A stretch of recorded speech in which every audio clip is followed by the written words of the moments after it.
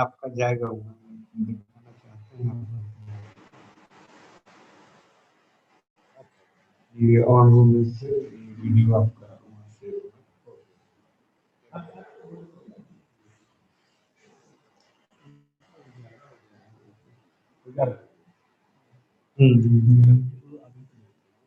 खड़ा है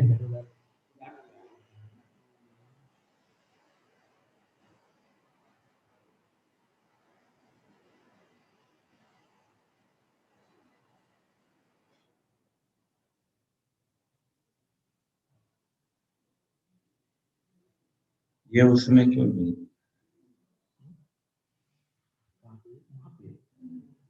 अच्छा शेयर स्क्रीन से तो आपको शेयर स्क्रीन से जैसे आपका जो कंप्यूटर पे जो खोले हैं वो वहाँ दिखने लगे वहाँ पे दिखने लगे।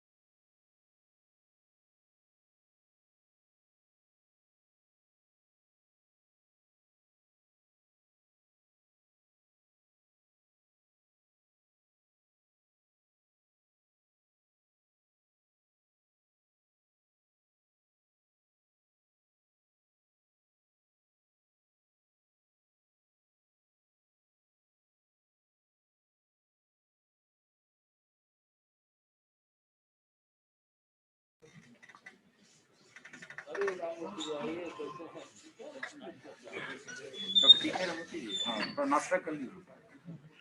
नाश्ता कर लीजिए, सब लोग करते हैं। हाँ, क्या सामने?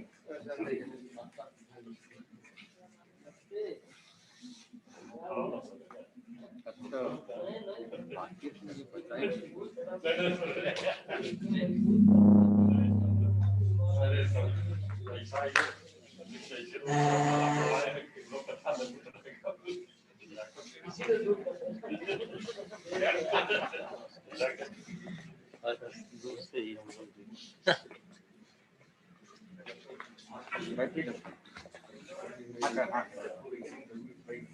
जल्दी कर लीजिए।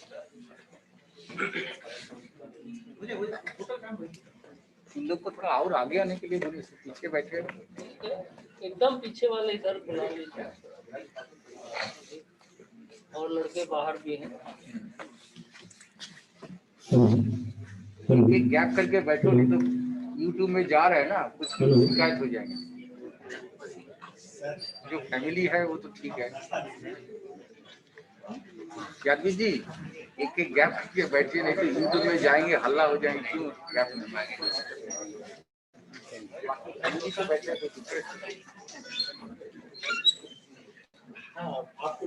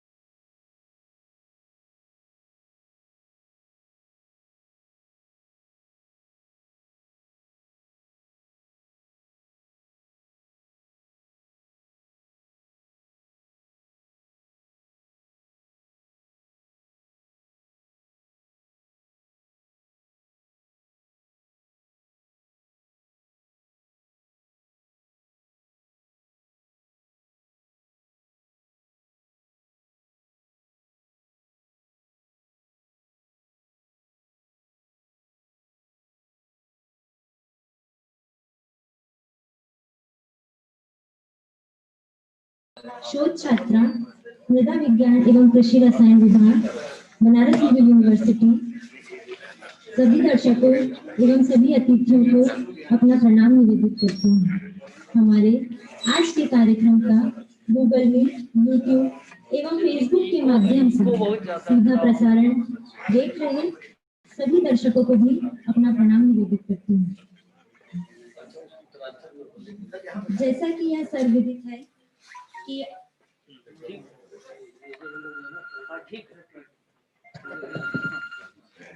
जैसा कि यह सर्वविदित है कि आज हम सभी यहाँ महामना जी के द्वारा स्थापित सर्वज्ञान के इस सागर काशी हिंदू विश्वविद्यालय के एक अनमोल रत्न प्रोफेसर संत सिंह जी के जन्म दिवस का शताब्दी समारोह मनाने को एकत्रित हुए। इस स्वर्णिम अवसर पर मैं गणमान्य अतिथियों से निवेदन करूंगी कि कृपया वे मंच पर आकर अपना स्थान ग्रहण करें। किनारे चलेंगे, ठीक है।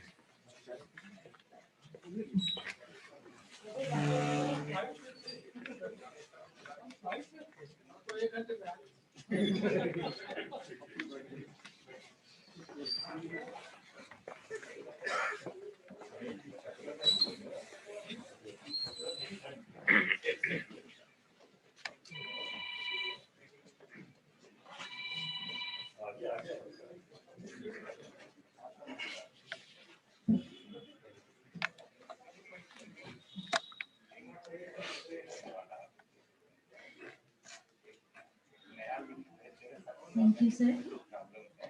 मैं मंचासीन सभी अतिथियों का हृदय से स्वागत करती हूँ, अभिनंदन करती हूँ। इस सभागार में उपस्थित सभी दर्शकों का स्वागत करती हूँ।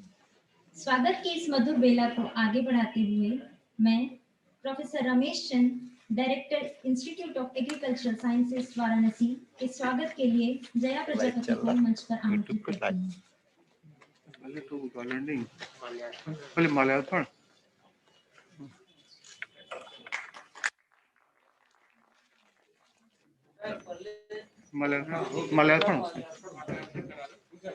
क्षमा चाहूंगी।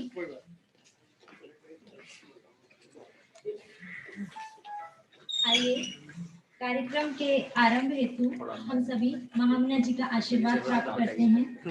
मैं माननीय अतिथि गणों से आग्रह करती हूँ कि वे कृपया मंच पर आकर हम सभी के आदर्श काशी हिंदू विश्वविद्यालय के संस्थापक महामना पंडित मदन मोहन मालवीय जी की प्रतिमा पर पुष्पार्पण करें।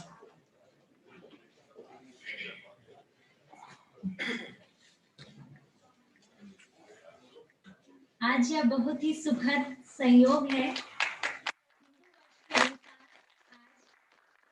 पौष कृष्ण अष्टमी तदनुसार आज 6 जनवरी को महामना जी की भी जयंती है।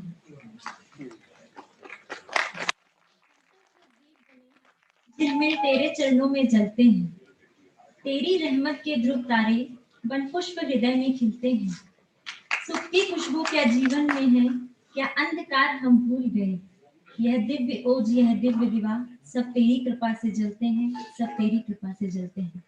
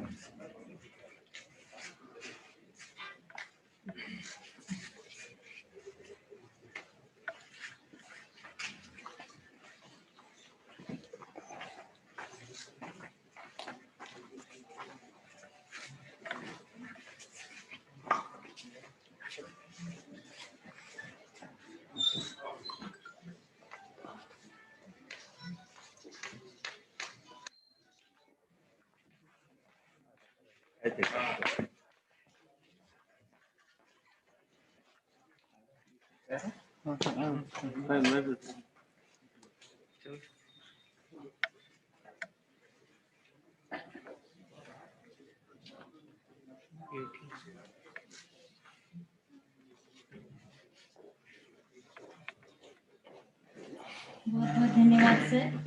इसके पश्चात अब मैं परंपरा अनुसार कुल गीत हेतु परफॉर्मिंग आर्ट्स B.H.U की टीम को मंच पर आमंत्रित करती हूँ। आप सभी से विनम्र अनुरोध है कि कृपया कुल गीत के बाद तालियां ना बजाएं।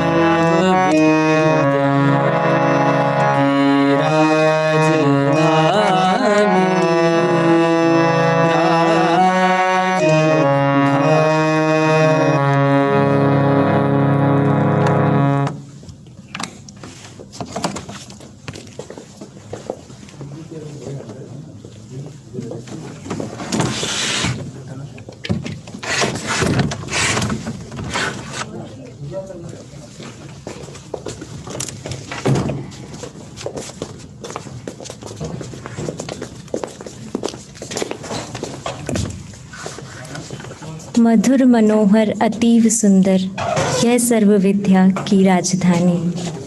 And really, it's a greatest privilege for all of us to be a part of this beautiful B.H.U family. Now, to welcome our guests on stage, I would like to invite Jaya Prajapati to welcome Professor Ramesh Chand, Director, Institute of Agricultural Sciences, B.H.U.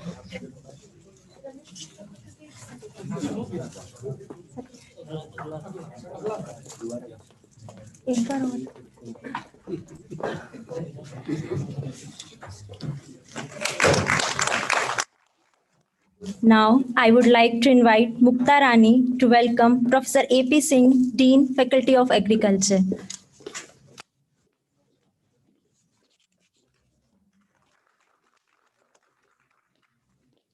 Now, I would like to invite Ms. Sonam Singh to welcome Professor Nirmal Day, Head, Department of Soil Science and Agricultural Chemistry, Institute of Agricultural Sciences, B.H.U.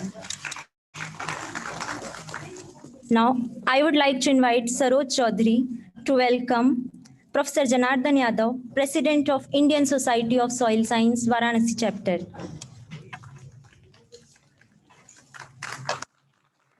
I would like to invite Shiva Devika to welcome Professor Surendra Singh, Organizing Secretary of Centenary Birth Celebration of Professor Sant Singh. Thank you, girls.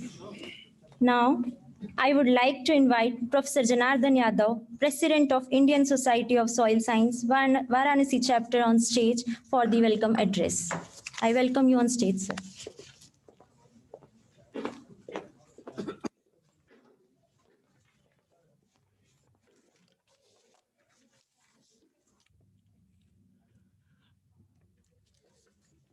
सुप्रभात। आदरणीय निदेशक महोदय doctor Ramesh Chand ji,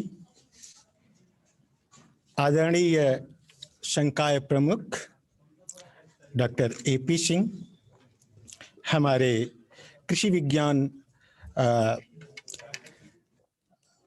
मृदा विज्ञान एवं कृषि रसायन विभाग के विभागाध्यक्ष डॉक्टर निर्मल डी जी, इस आयोजन को मूर्ति रूप देने के लिए ऑर्गेनाइजिंग सेक्रेटरी डॉक्टर सुरेंद्र जी और इस सभागार में उपस्थित हमारे संस्थान के विभिन्न विभागों के विभागाध्यक्ष, विभिन्न विभागों के हमारे टीचर्स, प्रोफेसर्स और खास करके यहाँ पर उपस्थित वे लोग जो इस विश्वविद्यालय में पढ़े रहे, खास करके मैं उनका नाम लेना चाहूँगा। Doctor Arya Singh, doctor Vijay Singh, doctor Shri S N. Singh, doctor Babulal, doctor Vidyanath Singh, doctor Meera Singh, doctor P K. Singh, सभी शिक्षकगण, हमारे प्रिय विद्यार्थियों, भाइयों और बहनों, आज मैं स्वयं की ओर से और Indian society of soil science Varanasi chapter की ओर से, चूंकि यह Indian society of soil science का एक चैप्टर है, वाराणसी चैप्टर है, एक अंग है, इसलिए मैं पूरे Indian society of soil science की ओर से तथा एक विभाग का एक प्रतिनिधि होने के नाते अपने विभाग की ओर से आप सभी लोगों का हार्दिक स्वागत और अभिनंदन करता हूं। बड़ी खुशी की बात होती है कि जब आज हम सभी लोग बड़े बड़े भवन, बड़ी अच्छी अच्छी व्यवस्थाएं देखते हैं तो एक बार मन सोचता है कि आखिर इन बड़े बड़े भवनों के पीछे, इनकी नींव में हम जो कुछ भी अध्ययन करते हैं, जिन सुविधाओं का हम लोग उपयोग करते हैं अपनी शिक्षा और दीक्षा के लिए, उसकी नींव की ईंट कौन लोग रहे हैं। आज यह गौरव का विषय है हम सभी लोगों के लिए कि उस नींव की ईंट ही नहीं बल्कि न मालूम कितनी प्रतिभाशाली इमारतों को खड़ा करने वाले स्वर्गीय डॉक्टर संत सिंह जी का हम लोग शताब्दी जन्म दिवस मना रहे हैं। या हम सबके लिए, मेरे विभाग के लिए, Indian society of soil science के लिए और कृषि शिक्षक और शिक्षाविदों के लिए गर्व की बात होगी। सोच रहा था क्या बोलूंगा। मेरा ये सौभाग्य रहा कि आज स्वागत कर रहा हूं आप लोगों का इस समारोह में, क्योंकि मैं सर के बहुत नजदीक था। मेरा हृदय उनके हृदय के तारों से जुड़ा रहता था। जब भी मैं उनके पास गया तो निस्वार्थ गया, और कुछ लेने गया तो सिर्फ और सिर्फ आशीर्वाद पाने की ख्वाहिश में गया। उनकी बदन को छू करके वाइब्रेट होने की कोशिश किया। जब मैं अपने विभाग की ओर आज देखता हूं, हमारा विभाग मृदा विज्ञान और कृषि रसायन विभाग, मैं समझता हूं कि उत्तर भारत में एक बहुत जबरदस्त, बहुत बढ़िया विभाग माना जाता है। और उसकी पृष्ठभूमि रही, उसकी शुरुआत रही एक बहुत ही बड़े शिक्षाविद, प्रख्यात वैज्ञानिक स्वर्गीय डॉक्टर संत सिंह के द्वारा। वो जमाना आज के 100 साल पहले जब वह पैदा हुए थे तो प्राइमरी स्कूल भी नहीं नजदीक में रहता था। कि मैं ज्यादा समय नहीं लूंगा, प्राइमरी स्कूल भी नजदीक में नहीं रहता था कि लोग अपने बच्चों को पढ़ने के लिए भेजें। उस समय 4 तक जो पढ़ लेता था बड़ी बात हुआ करती थी। और फिर एक लंबा वो करैल मिट्टी का जो उनके गांव के पास, शहंशाहपुर के पास जो इलाका है, उसको पार करके चोट लग जाती थी, दरारें फट जाती थीं, और वह 5वीं 6वीं 7वीं क्लास के लिए बहुत दूर जाया करते थे पढ़ने। कैसे कैसे क्या क्या हुआ होगा। तो मैं एक कविता की एक लाइन कह देता हूं कि मैं यही सोचता हूं कि नाविक ने यह कभी न सोचा कितना दूर किनारा है, तूफानों से लड़ते लड़ते कभी न जीवन हारा है। यानी शहंशाहपुर के उस गांव से 100 साल पहले पैदा हुए, और जन्म के 4-5 साल के बाद स्कूल जब शुरू हुआ होगा, तब से एक लंबी यात्रा शहंशाहपुर के गांव से, फिर बनारस और फिर लंदन तक।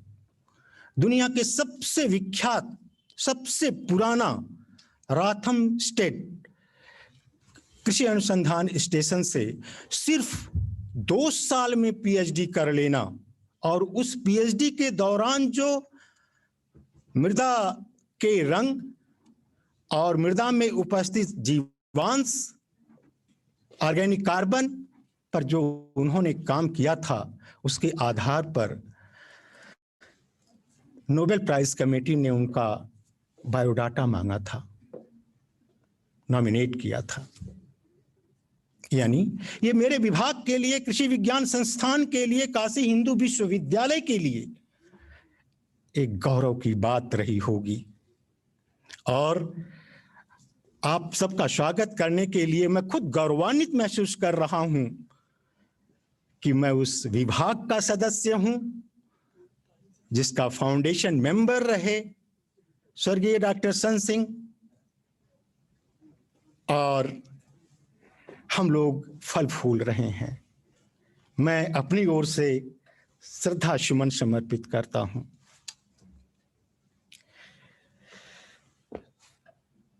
कहने के लिए तो बहुत कुछ था। मैं सीखा क्या था, दो एक बातें कह देना चाहता हूं आप लोगों से, हो सकता है आपके जीवन में कभी काम आए। एक बात मुझको एक बार कहे थे, मैं कठिन परिस्थितियों में था, तो कहे Janardan, when the going gets tough, the tough get going। यदि रास्ता कठिन है जाने का, ऊंचाइयों पर जाने का अगर रास्ता कठिन है, लेकिन आप अगर दृढ़ संकल्प कर लिए हैं कि मुझे वहां तक पहुंचना ही है, तो यह चीज जान लो कि तुम्हें टफ बन करके, मजबूत बन करके हर परिस्थिति में चलने लायक बनना होगा। Very good. दूसरी बात यही कहना चाहता हूं, उन्होंने मुझसे कहा था, a problem is a chance for you Janardan, a problem is a chance for you to do your best. उन्होंने एक बात और बताई थी कि अंधेरी रात हो, पानी बरस रहा हो, घनघोर घटाएं हों, कहीं कुछ दिख नहीं रहा हो, लेकिन आपको जाना पड़ रहा है, तो बिजली की कौंध, एक सेकंड की कौंध आगे के 50-100 मीटर का रास्ता तो बता ही देगी। इसलिए जीवन में कभी घबराना नहीं। इन सब बातों के साथ एक बार पुनः मैं आप सबका स्वागत करता हूं। मैं उन लोगों का भी स्वागत करता हूं जो इस समारोह में ऑफलाइन जुड़े हुए हैं, ऑनलाइन जुड़े हुए हैं, और एक बार आपका पुनः अभिनंदन करते हुए, स्वागत करते हुए विदा लेता हूं। धन्यवाद।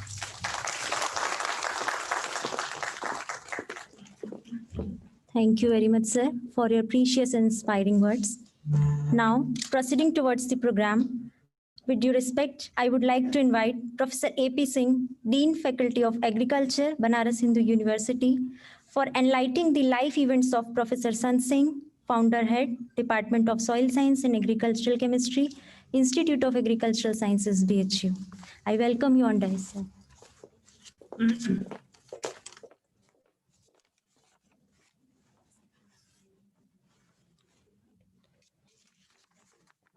धन्यवाद अदिति। माननीय निदेशक महोदय,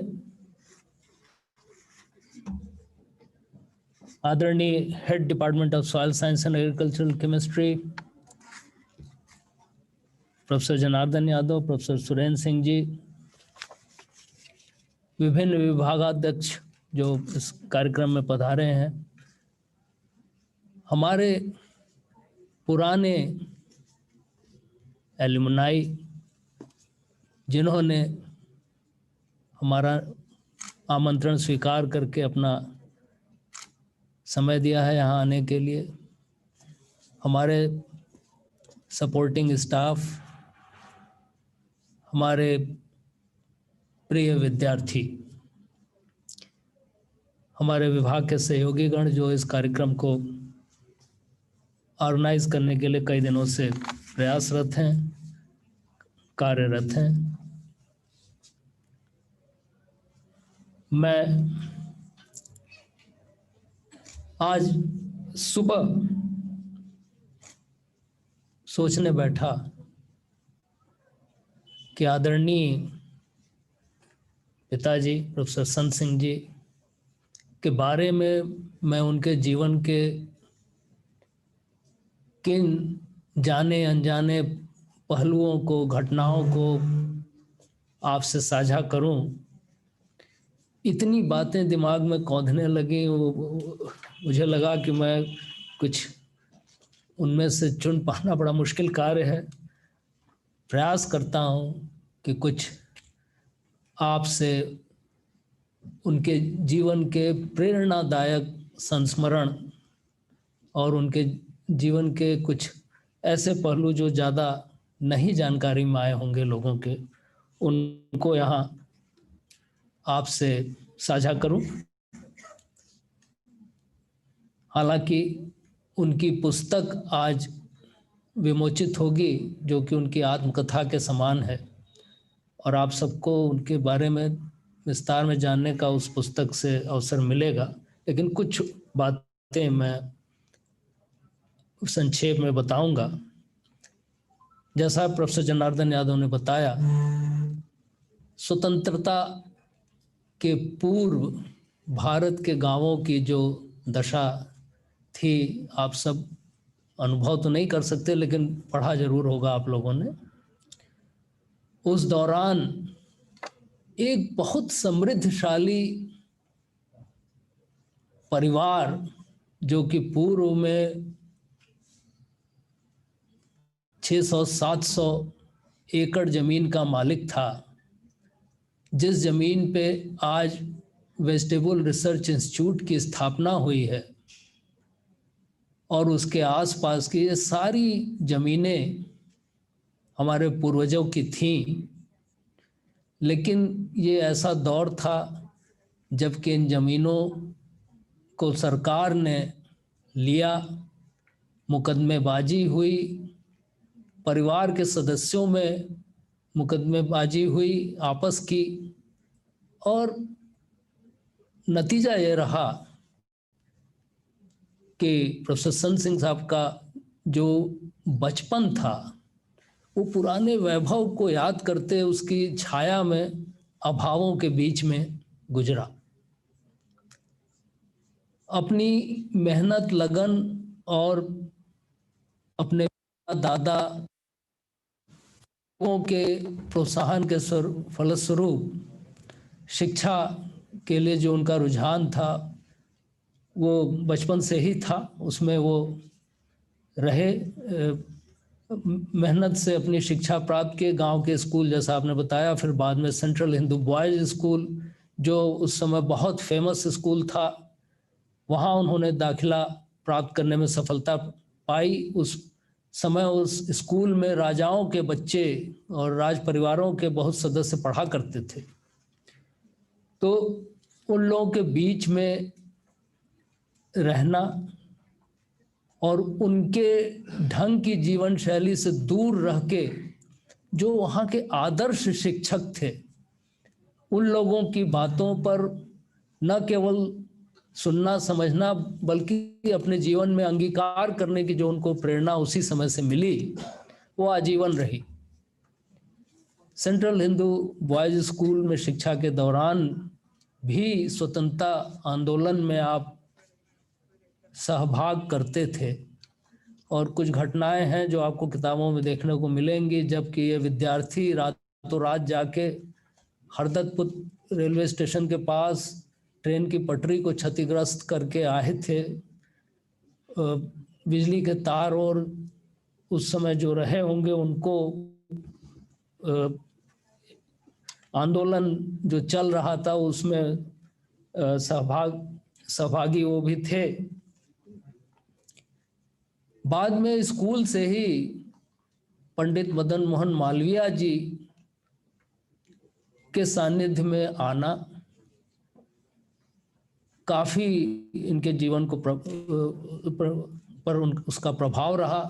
स्कूल में कुछ अचानक पुराने शिक्षकों, पुराने प्रधानाध्यापक के जाने के बाद कुछ अनियमितताएं देखी शुरू हो गई थी, जिसके खिलाफ छात्रों में बड़ा असंतोष था। उसका नेतृत्व करते हुए एक सफल आंदोलन किया। मालवीय जी के यहाँ से इनको बुलाया गया B.H.U में, दिन भर वार्ता हुई, अपनी बातें इन लोगों ने रखी। मालवीय जी उससे सहमत हुए और उन्होंने हस्तक्षेप किया, और उस समय के जो प्रिंसिपल और कुछ टीचर्स जो बच्चों को बरगला रहे थे, गलत रास्ते पे जाने की बातें आ रही थी, उस समय उन लोगों को हटाया गया। तो उसी समय से आपका स्वभाव ऐसा था कि किसी अन्याय को नहीं सहा जाएगा, अपनी बात मजबूती से रखी जाएगी और सच्चाई से रखी जाएगी, तो अब अपेक्षित परिणाम जरूर मिलेंगे। उसके पश्चात आप काशी हिंदू विश्वविद्यालय में आए, फैकल्टी ऑफ साइंस से ग्रेजुएशन और केमिस्ट्री विभाग से पोस्ट ग्रेजुएशन किया। बहुत मेहनत और लगन से पढ़ाई करते थे, ट्यूशन किया करते थे, और चूँकि मेरिटोरियस थे तो छात्रवृत्ति मिला करती थी, फीस माफ़ होती थी, हॉस्टल में रहने का खर्च माफ़ होता था। उसी के सहारे पढ़ाई उनकी सुचारू रूप से आगे बढ़ती रही। उसी समय से इतने मेहनती और लगन से पढ़ाई करना और ईश्वर में संपूर्ण समर्पण का क्या प्रतिफल मिलता है, किस ढंग से। मैं एक घटना आपसे साझा करना चाहूँगा। जब वो एमएससी कर रहे थे तो केमिस्ट्री का प्रैक्टिकल का एग्ज़ाम था। उस समय बाहर से एग्जामिनर आते थे, 2-2, 3-3 दिन प्रैक्टिकल एग्जाम चला करता था। एक बहुत स्ट्रिक्ट टीचर कोई बाहर के जगह से आए थे, वो अपने साथ कुछ अनकॉमन सॉल्ट्स लेके आए थे और उन्होंने जो वहाँ मौजूद और सॉल्ट्स रहेंगे उसमें कुछ अपने से कुछ सॉल्ट्स मिलाए, उसकी पुड़िया उड़िया बना के जो दी जाती है वो विद्यार्थियों में वितरित की गई। ठीक प्रैक्टिकल एग्जाम के पूर्व रात्रि की जो घटना थी वो मैं यहाँ बताना चाहूँगा। उनको सोचते सोचते पढ़ते पढ़ते वो सो गए। रात में करीब अर्ली मॉर्निंग जो होती है 3 बजे, उस समय उन्हें कुछ स्वप्न में कुछ आभास हुआ कि अगर ये चीज़ पूछ दी जाएगी तो मैं कैसे कर पाऊंगा, ये चीज़ अगर प्रैक्टिकल एग्जाम में आ जाएगी, ये सॉल्ट तो मैं नहीं जानता। उसी समय उठे, उसको उन्होंने पढ़ा, तैयार किया और ईश्वर की ऐसी अनोखी प्रैक्टिकल में मिला था, उसको उन्होंने सही ढंग से उसकी एनालिसिस करके रिपोर्ट दी। पहले अपने जो यहाँ के इंटरनल टीचर से उनको दिया तो वो कहे कि संत सिंह तुमने गलती कर दी, ये सॉल्ट तो हमारे यहाँ हाई नहीं है, तो ये कैसे हो सकता है। तब तक एक्सटर्नल एग्जामिनर बोल उठे कि नहीं डॉक्टर साहब, ये सॉल्ट मैं अपने साथ लेके आया था और मैंने दिया है और ये इसका उत्तर, इसका जो इन्होंने एनालिसिस की है, रिपोर्ट दी है, बिल्कुल सही है। और इस कारण से उन्हें हाईएस्ट मार्क्स प्राप्त हुए, फर्स्ट डिवीज़न भी मिला। उस समय बड़ा अनकॉमन होता था। और इस प्रकार एमएससी करने के पश्चात स्वर्गीय डॉक्टर राधा कृष्णन जी उन दिनों वाइस चांसलर थे, उनके पास आप गए और कहा कि मैं विश्वविद्यालय की सेवा करना चाहता हूँ। उनसे डॉक्टर राधा कृष्णन जी ने इंटरव्यू लिया और कहा ठीक है, और अपॉइंटमेंट उनको दिया केमिस्ट्री पढ़ाने के लिए माइनिंग एंड मेटलर्जी विभाग में। एक लेक्चरर की पोस्ट की शायद लीव वैकेंसी थी, वो खाली थी, उस पे किया। कुछ ही समय पश्चात कुछ ऐसा हुआ कि टेक्निकल कारणों से पता चला कि वो पोस्ट तो खाली नहीं है, तो हुआ कि आपकी नियुक्ति तो निरस्त हो जाएगी। बड़ी निराशा और बड़े परेशानियों के बीच डॉक्टर साहब ने, फिर प्रोफेसर संत सिंह साहब ने उच्च अधिकारियों से संपर्क किया, अपनी बात रखी। तो फिर उस समय के जो कोर्ट हुआ करते थे, B.H.U कोर्ट, उसके मेंबर्स कन्विंस हुए। उन लोगों ने कहा कि विश्वविद्यालय में अगर कहीं और जगह हो तो इनको उस जगह समायोजित किया जाए। और इस प्रकार वो साइंस फैकल्टी से एग्रीकल्चर फैकल्टी में पुनर्नियुक्ति पा गए। एग्रीकल्चर में आए तो फिर ये हुआ कि इनकी एग्रीकल्चर में ट्रेनिंग नहीं है, तो उन्होंने मन में संकल्प किया कि मैं ट्रेनिंग भी लूँगा और अच्छी से अच्छी जगह मैं PhD भी करूँगा। और उस संकल्प को पूरा करने के लिए आप गर्मी की छुट्टियों में IRI 2 साल गए, वहाँ छुट्टियों में ट्रेनिंग की पूरी सॉइल के बारे में, वहाँ की लैब्स में।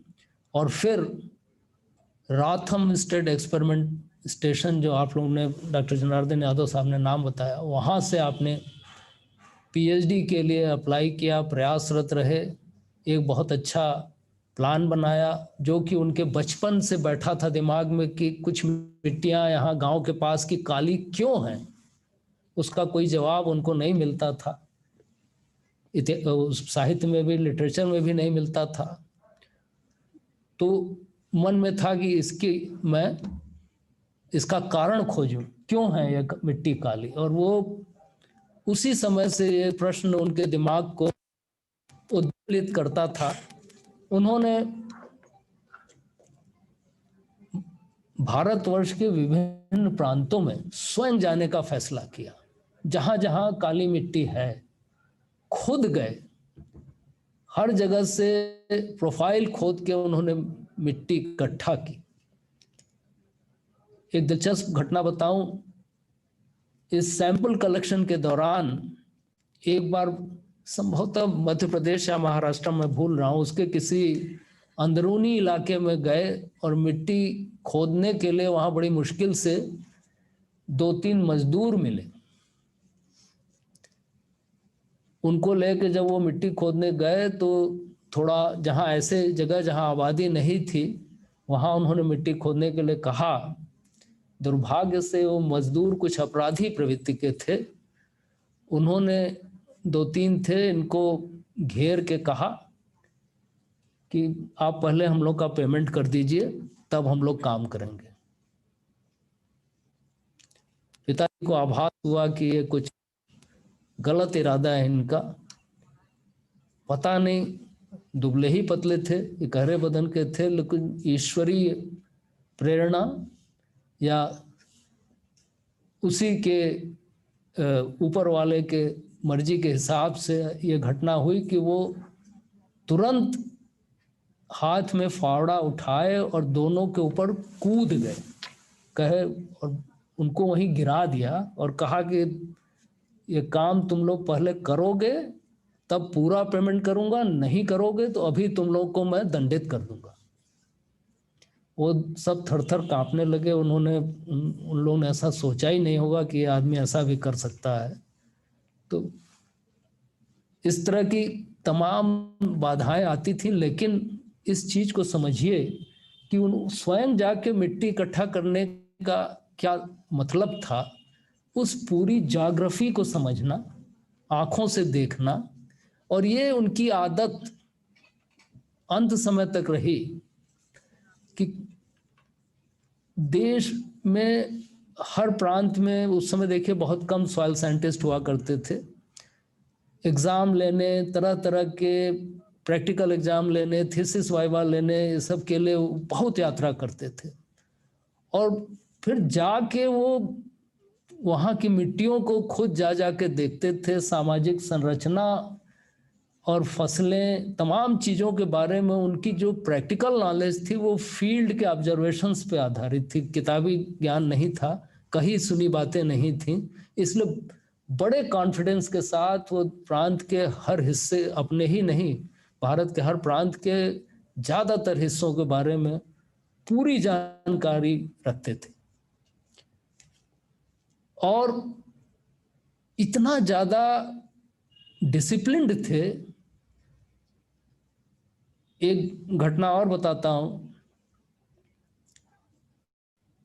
कहीं 2 जगहों का प्रैक्टिकल एग्जाम एक के बाद एक लेने की बात हुई। उन्होंने अपनी सहमति दे दी और वो संभवतः सेंट्रल यूपी का कोई इलाका था, मैं इस समय भूल रहा हूं। उसमें एक कॉलेज में उन्होंने दिन भर एग्जाम लिया। वहाँ से ये था कि एक बस शाम को चलती है जो दूसरी जगह आपको पहुँचा देगी। किसी वजह से वो बस नहीं चली। दूसरी जगह उन्होंने अपनी सहमति दे रखी थी और ये चिंतित हुए कि मैं कैसे वहाँ पहुँचूँ। उस समय और साधन बहुत सीमित हुआ करते थे। तो वहाँ के कुछ मानिंद लोगों से बात की। उन्होंने कहा कि भाई मेरा जाना बहुत आवश्यक है, अगर मैं नहीं गया इतने विद्यार्थी हमारा इंतजार करेंगे, अध्यापक इंतजार करेंगे, ये बहुत मेरे लिए शर्म की बात होगी कि मैं सहमति देकर ना पहुंच पाऊं। उन लोगों ने, आप विश्वास नहीं करेंगे, एक हाथी का अरेंजमेंट किया। हाथी की सवारी करके वो घंटों यात्रा करके वो दूसरे कॉलेज में पहुंचे। वहाँ अगले दिन प्रैक्टिकल एग्जाम लिया। तो ये था उन लोग का समर्पण अपने प्रोफेशन के लिए। आप सभी जानते हैं कि वो पीएचडी करने लंदन गए थे, राथम स्टेट एक्सपेरिमेंट स्टेशन, जैसा आपने पहले भी बताया। वहाँ भी अनेकों बाधाएं आईं।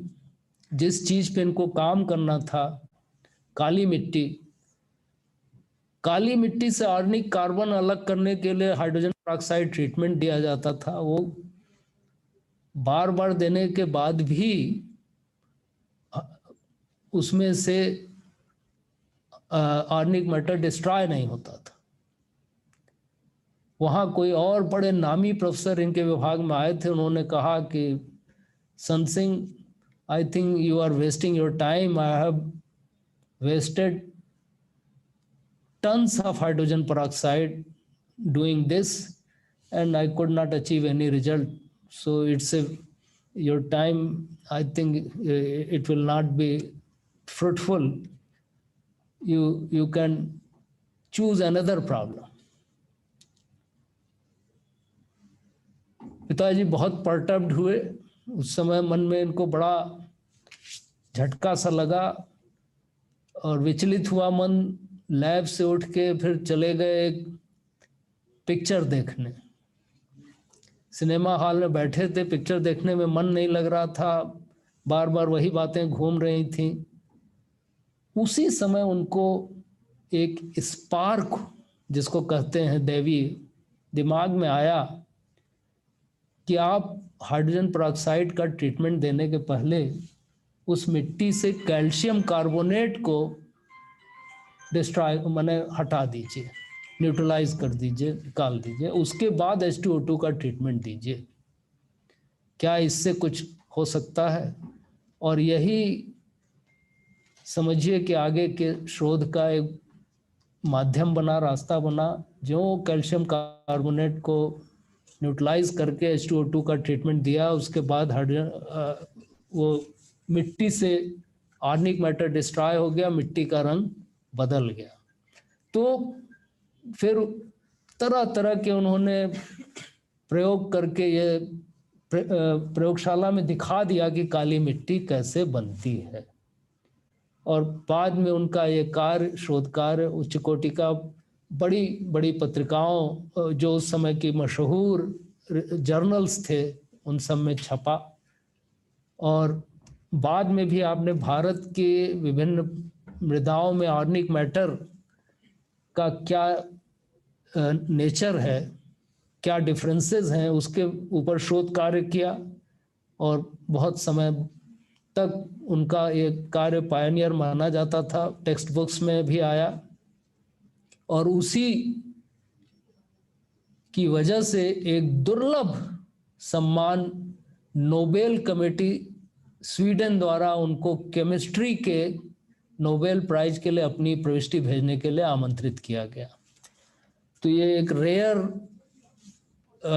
सम्मान था जो कि हमारे विभाग के फाउंडर हेड को प्राप्त हुआ। हमारी जानकारी में अभी तक इवन प्योर केमिस्ट्री डिपार्टमेंट या और विभागों में इस तरह का आमंत्रण पत्र नोबेल कमेटी द्वारा नॉमिनेशन नहीं हुआ है। यहाँ जैसा आप लोग को पता होगा, देखने को भी मिलेगा, लिखा हुआ किताब में भी, कि विभाग की उत्पत्ति सेक्शन से लेके आगे की कैसे हुई, उसमें उनका कितना योगदान था, कितना रेजिस्टेंस मिला। कई अधिकारियों द्वारा उस समय के लोग कहते थे कि चल नहीं पाएगा, उन्होंने लिख के दिया कि हम 2 ही लोग हैं, हम 2 लोग पूरा यहाँ पोस्ट ग्रेजुएशन शुरू करके दिखाएंगे, हम पूरी जिम्मेवारी लेते हैं, हम पूरी पढ़ाई हम 2 लोग मिलकर कर लेंगे। और उन्होंने ऐसा ही किया। उसके बाद विभाग में पोस्ट ग्रेजुएशन शुरू हुआ, बाद में सेक्शन से डिपार्टमेंट बना और उन्नति करता गया। आज जिस स्थिति में है, हमारे सभी इसमें जो टीचर्स हैं उनका इतना योगदान है कि आज हमारे विद्यार्थी देश भर में जाने जाते हैं कि ये विद्यार्थी बहुत अच्छे हैं, ट्रेंड हैं, प्रैक्टिकल्स में भी ट्रेंड हैं और इनका स्टैंडर्ड किसी और जगह से कमतर नहीं है। तो इस प्रकार ये एक मजबूत नींव का परिणाम था जो कि आज इमारत हमारी जो दिखाई दे रही है ये बहुत अच्छी है, स्ट्रांग है। एक बात मैं और केवल कहना चाहूँगा,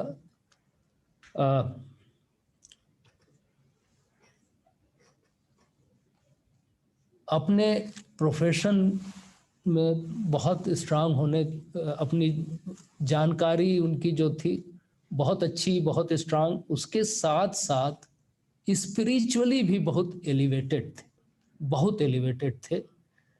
उन्होंने काफ़ी पहले दीक्षा ली थी। लहरी महाशय बहुत फेमस साधक थे, उनके शिष्य, एक हम नाम भूल रहे हैं, बंगाली गुरुदेव थे उनके, कलकत्ता से वो आते थे बीच बीच, तो उनसे दीक्षित थे और बहुत अच्छे साधक थे। पिताजी भी सुबह 3 बजे उठा करते थे, 3:30 बजे तक अवश्य उठ जाते थे और सब नित्य क्रिया से निवृत्त होकर लंबा योग और ध्यान, मेडिटेशन किया करते थे और सारी उम्र वैसे ही रहे।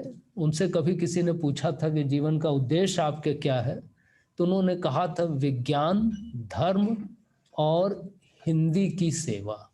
वो उन्होंने आजीवन की, विज्ञान की जिसके लिए उच्चतम जगह तक पहुँचे, हिंदी में पुस्तकें लिखी, हिंदी में काफ़ी कार्य किया, शाब्दिक शब्दावली और ये सब के लिए उनको बुलाया जाता था।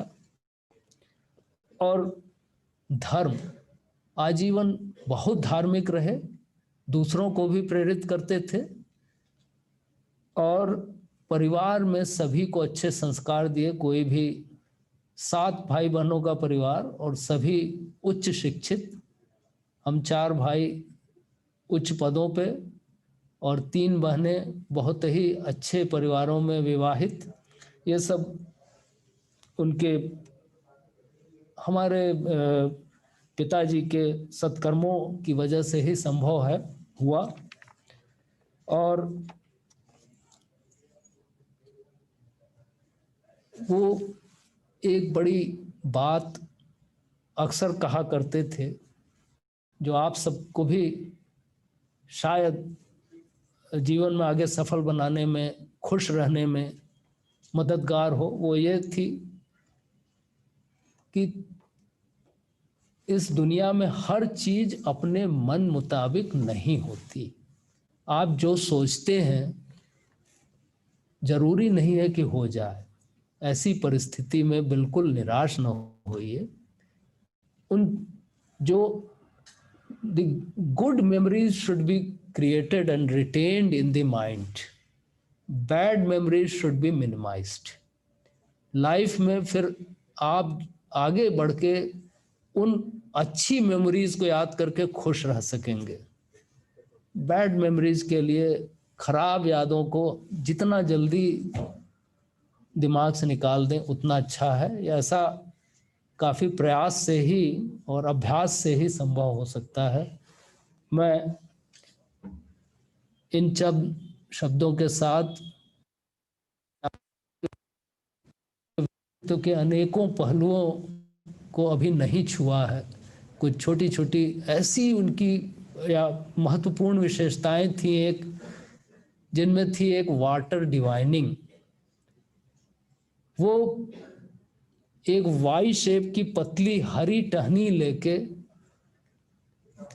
किस जगह कितनी गहराई पे पानी है इसको नापने में आंख बंद करके और टहनी को लेके हाथ में इस तरह से पकड़ के, और वो रोटेट करती थी टहनी वाटर के डायरेक्शन में, और उसके बाद वो काउंट करके बता देते थे कि कितनी गहराई में पानी है। यहाँ आसपास के बहुत हमें लगता है कि दर्जनों ऐसे लोग थे जिन्होंने उनके इस गुण का लाभ उठाया, अपने फार्म वगैरह पे ले जाके वाटर डिवाइनिंग कराई, कुएं खुदवाए, पंपिंग सेट लगवाए और उसका लाभ उठाया।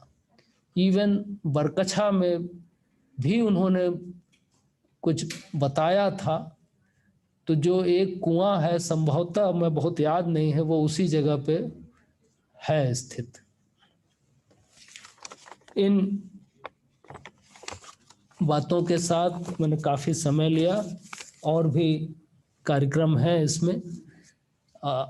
मैं आप सबका बहुत धन्यवाद करता हूं, और अपने सभी सहयोगियों का बहुत धन्यवाद करता हूं जिन्होंने ये कार्यक्रम आयोजित करने के बारे में सोचा और इसको मूर्त रूप दिया। इससे हम और हमारे परिवार के सभी सदस्य कृतार्थ हैं, कृतज्ञ हैं। आप सबका दिल से धन्यवाद करते हैं। Thank you.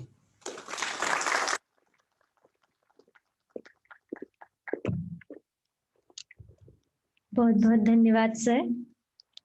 Professor Sant Singh sir जैसे महान और मेधावी व्यक्तित्व को पाकर जहां समाज निश्चित ही स्वयं को गौरवान्वित और भाग्यशाली समझता है, वहां सर उनके पुत्र होना आपके लिए अवश्य ही गौरव का विषय होगा। हमारे विभाग के मार्गदर्शन की नींव जिन्होंने रखी, उन आदरणीय के लिए मैं पूरे विभाग की ओर से कुछ पंक्तियां समर्पित करना चाहूंगी। उन्होंने की एक पहल तो आज ये मकाम है हमारा, उन्होंने की एक पहल तो आज ये मकाम है हमारा, ऊंचाइयों की राह पर कुछ नाम है हमारा। विरासत में मिली है जो यह तहजीब हमें, विरासत में मिली है जो यह तहजीब हमें, इसकी खूबसूरती को बढ़ाना काम है हमारा, काम है हमारा।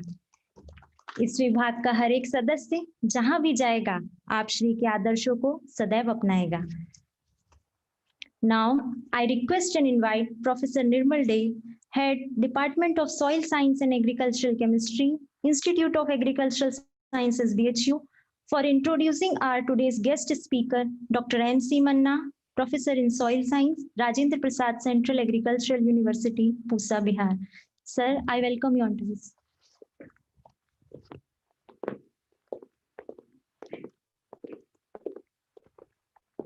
Thank you. A very good morning and warm welcome to all of you.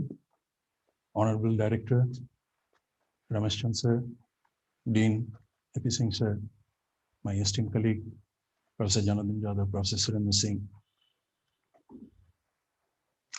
esteemed faculty members and guests and staffs and students all sitting up the dais. Once again, warm welcome. It's become very nostalgic to me. I was just hearing Professor A.P. Singh sir.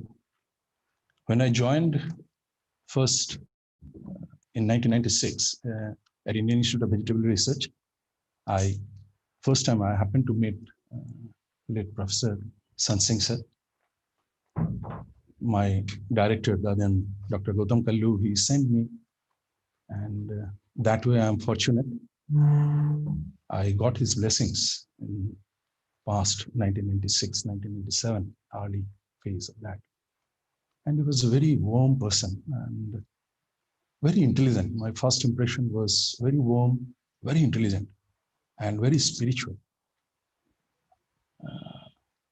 I was at ICA, and after 10 years of service, I joined B.H.U. And today I'm feeling I'm blessed once again, because now I am sitting in the chair of HOD, he is the founder of. He started his journey from a section of agricultural chemistry to today's our soil science. I was thinking to say a lot about our department and what we are doing, but now I'm feeling all of us, and now we are aware where stand our alumni and what rich and strong alma mater we have.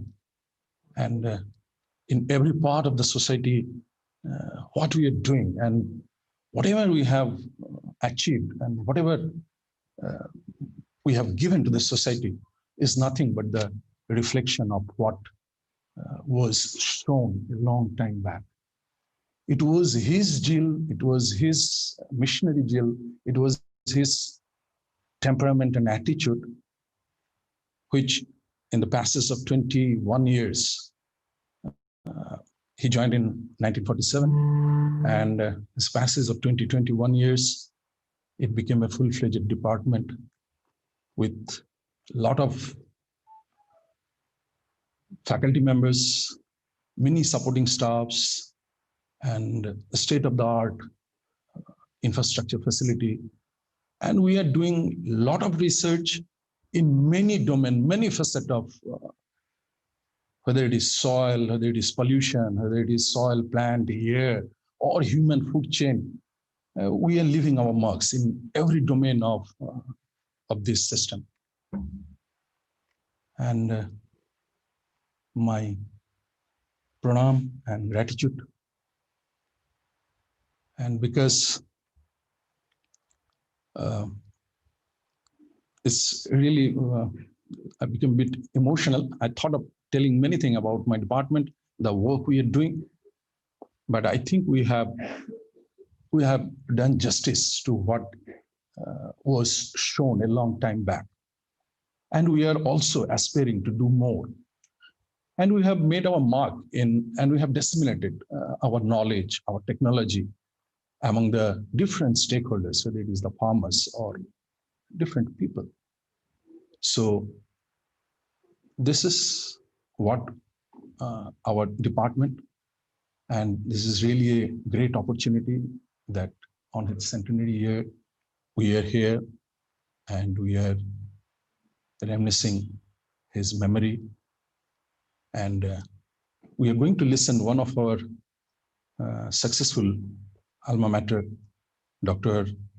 Madhav Chandra Manna. And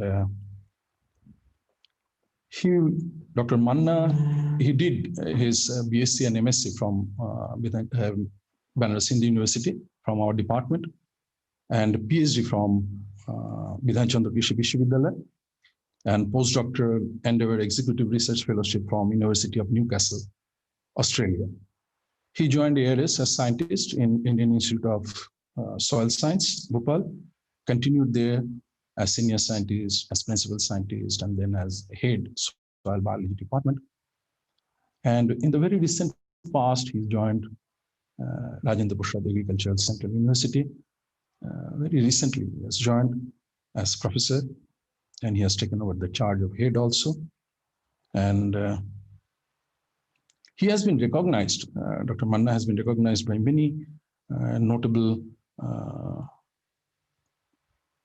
organizations like Bureau of Indian Standard, Logu Udyog Nigam, Department of Biotechnology, Madhya Pradesh. He is the governor nominee for selection of different posts in the different SAUs, and scientific advisory member in Maharashtra. And he is a reviewer of 15 international peer-reviewed journals and 4 national journals. He has published 67 internationally very highly acclaimed papers in international journals, and 70 national journals. Developed 4 technology, which is very viable and popular among the farmers. He is the recipient of many awards, including IMFOS, Fertilizer Association of India, 12th International Congress Commemoration Award of Indian Society of Soil Science, and Bala Saheb Bhardiya Smriti Puraskar, Professor P.K. Dey Memorial Award from reputed organizations. He is the fellow of Indian Society of Soil Science, and he is the fellow of National Academy of Agricultural Science. And Dr. Manna's expertise in research is mostly on microbiological transformation of nutrients, carbon sequestration vis-a-vis climate change, waste recycling, and soil health. With this, I cordially invite Dr. Manna to deliver a speech. This will be on online mode.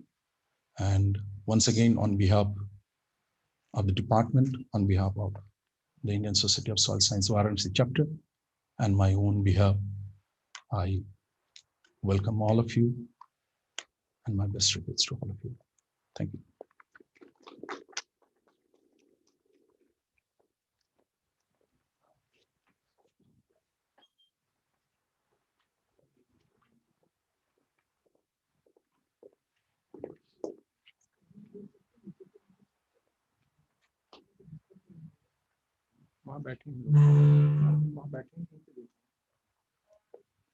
Krishna, my dear teachers, my dear students, and friends, at the outset, I wish to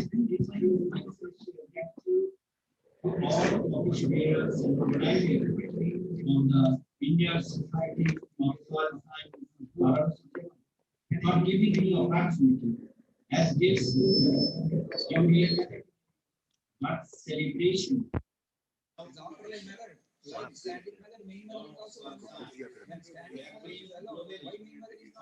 Outstanding contribution on cause of soil science. Those who come close contact with Professor Sant Singh, they know his simplicity, amicability, great enthusiasm, and heartfelt inspiration to our student. I am the student of his son, Professor B.H.U. I had the good opportunity to meet with him personally with different discussion. Professor Sant Singh, when I went to his house, I feel emotional and profound to pronounce my heartfelt adoration and gratitude to Professor Sant Singh. Moment come in the life where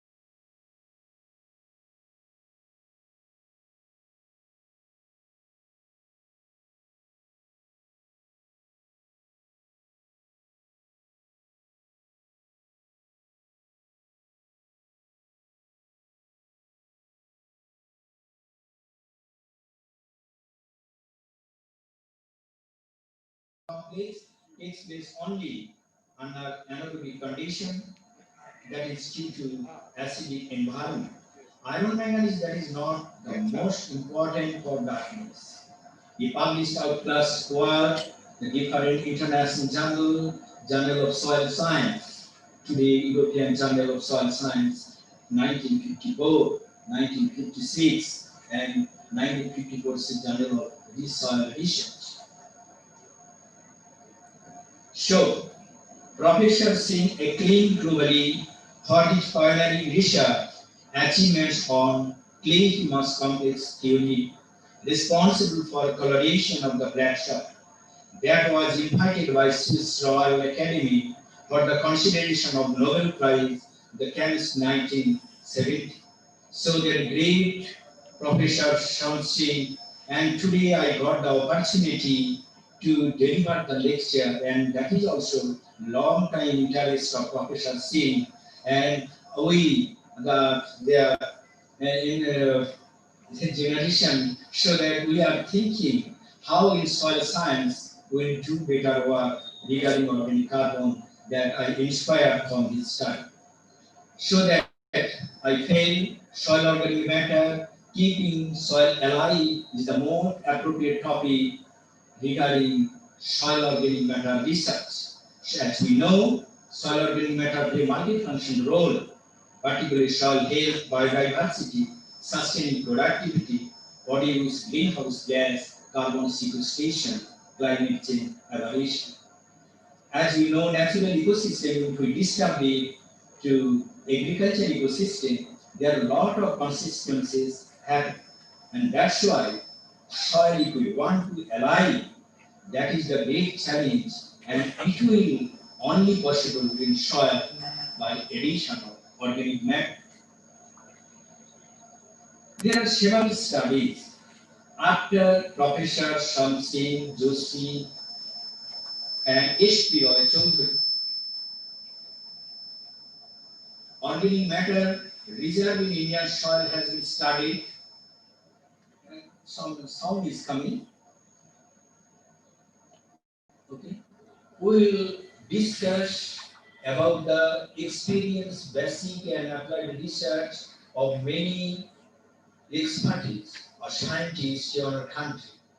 After Professor Sant Singh, hence Ginny and Roy Choudhury, 1960, they have done extensive work in our country under cultivated land and under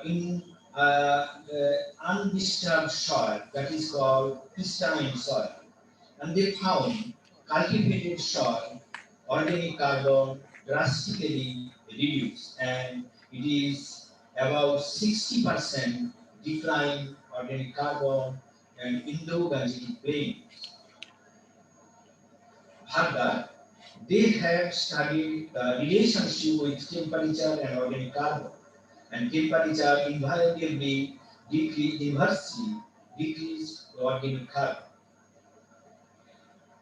Then another study, more in 1966, he studied clay if we increase the organic matter, and mountain and forest soil that is relatively later. But interestingly, the organic matter higher clay content in black soil that is not increased.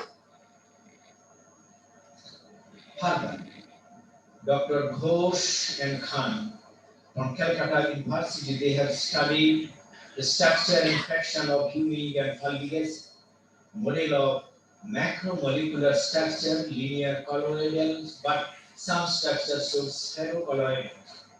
Then they have studied again reaction of humic substances with metal ions.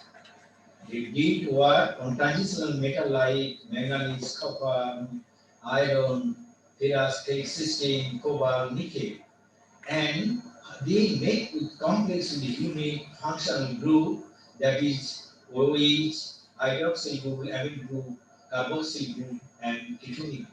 Mechanism, there are two explaining on that aspect, the coordinated bonding and electrophoretic linkage. These are the responsible for that stability of metal. We study with the humic acid complex, and they told that copper is greater complex formation with humors than nickel, cobalt, zinc, iron, and manganese.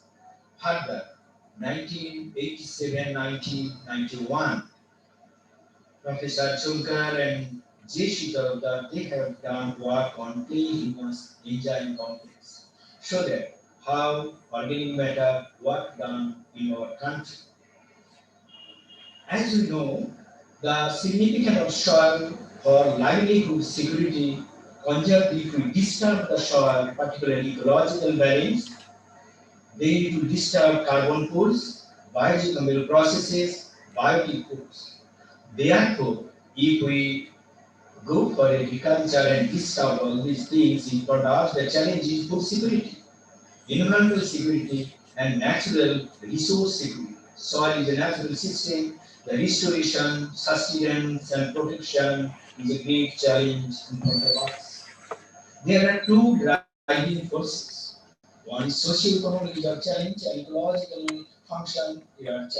So that agriculture, transport, energy, climate change, environmental pollution, a great concern. And the front of our state is environmental losses, erosion, nutrient loss, imbalance, compaction, salinization, decline in biodiversity, urbanization. So that there are two ways it goes. What is the impact? And then what is the mitigation and repair? Then function of the soil, production of biomass, filtering and buffering, ecological habit, all these functions of the soil play important role to mitigate carbon sequestration, conservation agriculture, integrated nutrient management, erosion control. So centrally, organic carbon play major role to arrest all these things. Another concern is soil health, physical, chemical, and biological. And physical, there are four important concepts, and chemically, there are also four important concepts. And biodiversity, meter cycling, degradation, pollutant, and trace gas emission, the biological stable or challenge. All these are related to soil health concept. The soil health, if we talk about, then soil health is a dynamic equilibrium between flora, fauna, biotic environment, and abiotic environment, where all metabolites occur in the soil without stress, disturbance, and impedance to abiotic environment. There are three abiotic environment: intensive, extensive, and climatic. Now, what is sustainable and what is stable? Soil health, stable is a temporary perspective, and sustainable is a long-term perspective. My health, today I am sick, and tomorrow I may be, after going to doctor, my health is stable. Does not mean I will be sustainable. So that sustainable is a long-term perspective. That's why it's a big challenge. And biodiversity plays a role as a temporary change and organic matter. All these organisms which are inhabiting in soil, microbes, for them it is a food materials. Either the bacteria, fungi, protozoa, all these things play a major role for C and pH cycle and micronutrients played in the soil. What soil is dead or alive? While plant is not grow, then we say that is dead. If plant is grow, then we say it is alive. If we quickly look into that, then in this graph, food production in our country is increasing extensively from 1960 to 2020, and our production in million ton, that is going from 80 million to that will increase about 290 million ton. And our challenge is how we can increase on that. If we increase our food grain production, then what we lose in the soil, we lose our soil health. I have comprehensively pointed out these important points, which is related to poor soil health, nutrient gap, demand supply, deficiency nutrient emerging, acidification, development of saline alkalinity, and heavy metal toxicity, disproportionate growth of micropopulation, natural and man-made calamities, insect and pests, causes of soil health, poor soil health, improper use of inputs, fertilizer, water, pesticide, etc., low or imbalance use of fertilizer, insufficient use of organics. So that is the cause of poor soil health. If you see this graph, soil nutrient, then could be production is increasing linearly. And the same time nutrient graph in the red color, that will also increase.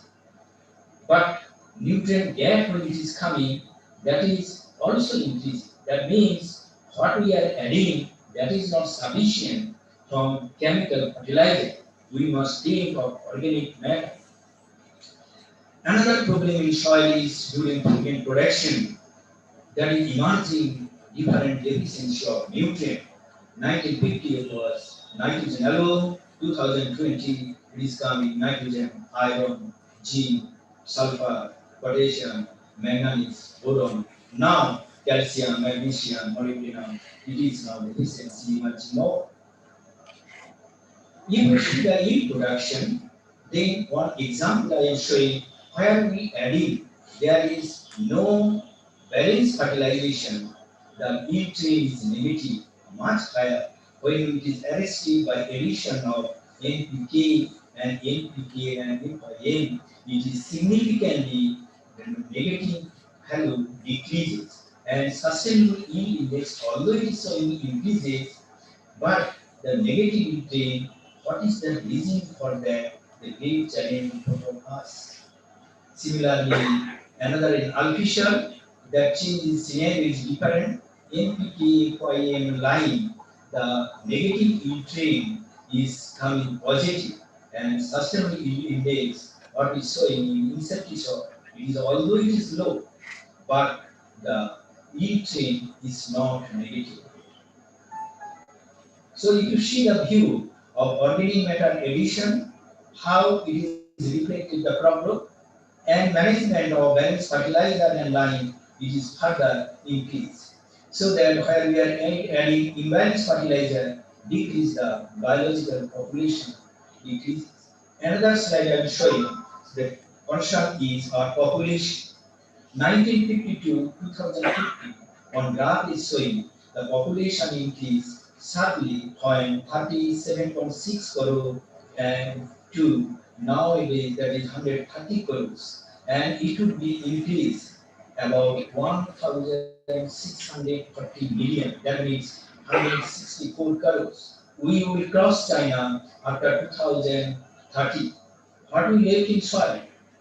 Left in soil large quantity of waste, and then we lost large quantity of nutrient.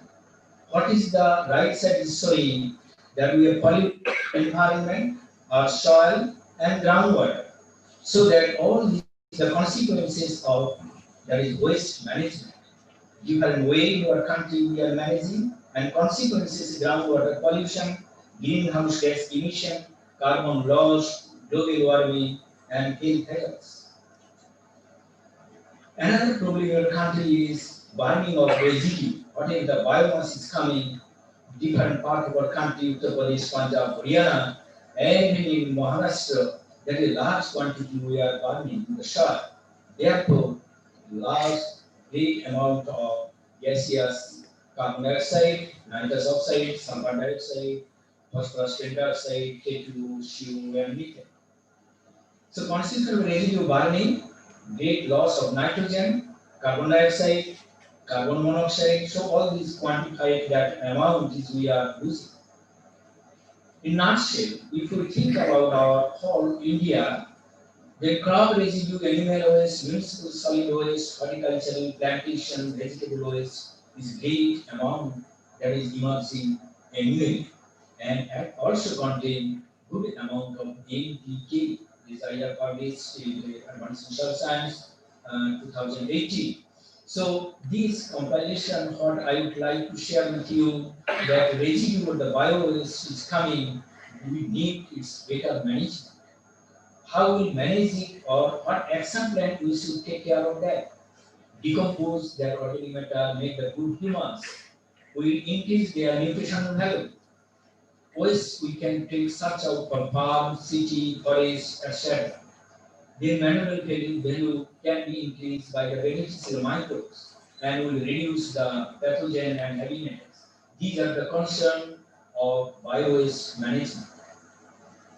Therefore, if you manage the bio-waste, then what is the innovative thought we have in your mind? What is the feasibility, viability, and sustainability? All these things regarding the bio-waste management that will develop the unique humidification process, and that humus, if we apply in the soil, that soil organic carbon will improve. That is our idea. So humus synthesis from above ground biomass is a great challenge, and we know that whatever the residues there, they contain monosaccharide.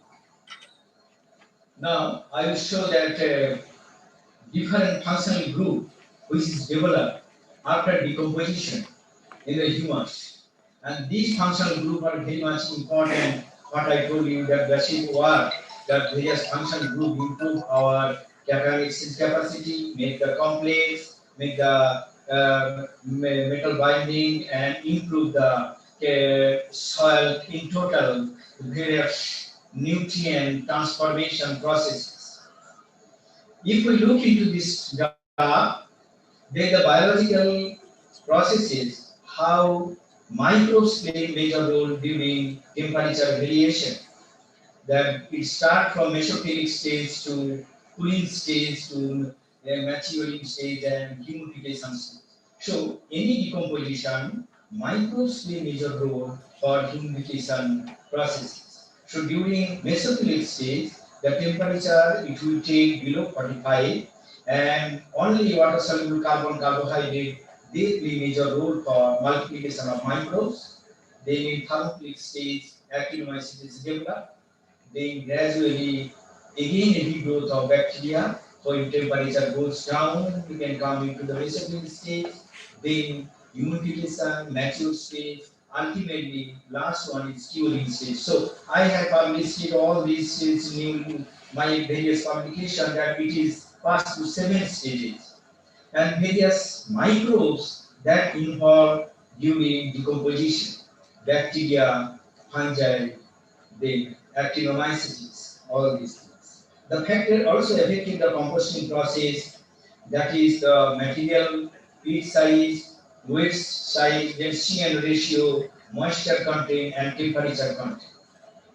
These are the bacteria which are very important for decomposition process, and we have isolated in our institute when I was last year these mesophilic microbes, lignin and cellulose decomposed microbes, how thermophilic stage you can develop, and again we have seen out that is the challenge today, that how we can increase the decomposition very fast in shorter possible time. Giving some example of fungi compare about the same substrate, but because of fungi, how they love their substrate. There is another fungi and another substrate. They mix different fungi seeds and fungi food. How fungi food is oil weighted much higher than fungi seeds. So why I am showing this thing is scientifically we should think how fast we can decompose the organic matter. And this is now, it is require about few amount of nitrogen, because microbes require nitrogen around 1.5% of their body. If the material contain white CN ratio about 100 to 120 to 1, then the decomposition will not pass unless or until we bring it to meet the demand of the microbes, and so that microbes will adapt with particularly fungi will pass their CN ratio is 30 to 40 to 1. Therefore, if we put in urea, then immediately that will exceed the decomposition process. But during addition of urea, when temperature goes up, then it will form ammonia, and that ammonia loss is very much difficult to control. Therefore, we are adding H2SO4. Basically, we are not adding H2SO4. We are naturally occurring materials from pyrites, and pyrites that form H2SO4. That H2SO4 conserve the nitrogen in our composting process. Then fluoroapatite, then uh, our phosphate apatite, carbonate apatite, all these apatite which is your phosphate cheaply available, and we can increase the manual value of the compost. Then microbes, they also donate proton from their different organic acids, and then if we add the rock phosphate, that also improves the soil production of monocalcium phosphate. We have isolated some microbes. In the right side, individual fungi, and comparative tests we have done and found that consortia of microbes is possible. And that microbes, seven fungi with the same clay, we can grow and shape that is the consortia of microbes. The comparative test of bacteria, we have taken about 9 bacteria, then screen out and found some of the very good for decomposition. Again, we have tested their enzymatic activities, which is related to lignin, lactase decomposition, lactase activity. So the blue one showing the microbes inoculation consortia of how it is decomposed much faster than the uninoculated one, and through the lactase activity and lignin peroxidase activity. Then we have compared humic acid and fulvic acid degree of humification, lignin cellulose ratio, CC though all the function group represent the catalysis capacity, and the TOC, what is the ratio, then C in the ratio. These in nutshell will say that is the humification process of the compost, and that process will vary degree of different materials. If you see the kitchen waste and to farm waste, then kitchen waste which is decomposed much faster, and that's why this the degree of humification is much higher in inoculated one than uninoculated one. All the graph is saying showing the similar trend. Then we have studied the molecular technique, phospholipid fatty acid study. What is the ratio of fungi and bacteria with different temperature? If you take the 30 degrees centigrade, the 40 degree, 60 degrees centigrade, the bacteria and what bacteria and fungi are added at 60 degree are much magnitude much higher than at 30 degrees centigrade. So they are the same material, but our organisms, new organisms are working. Similarly, phospholipid fatty acid, the fungi bacteria ratio, initially it is low while we are adding inoculation. Over a period of time, in the higher temperature, it is increasing.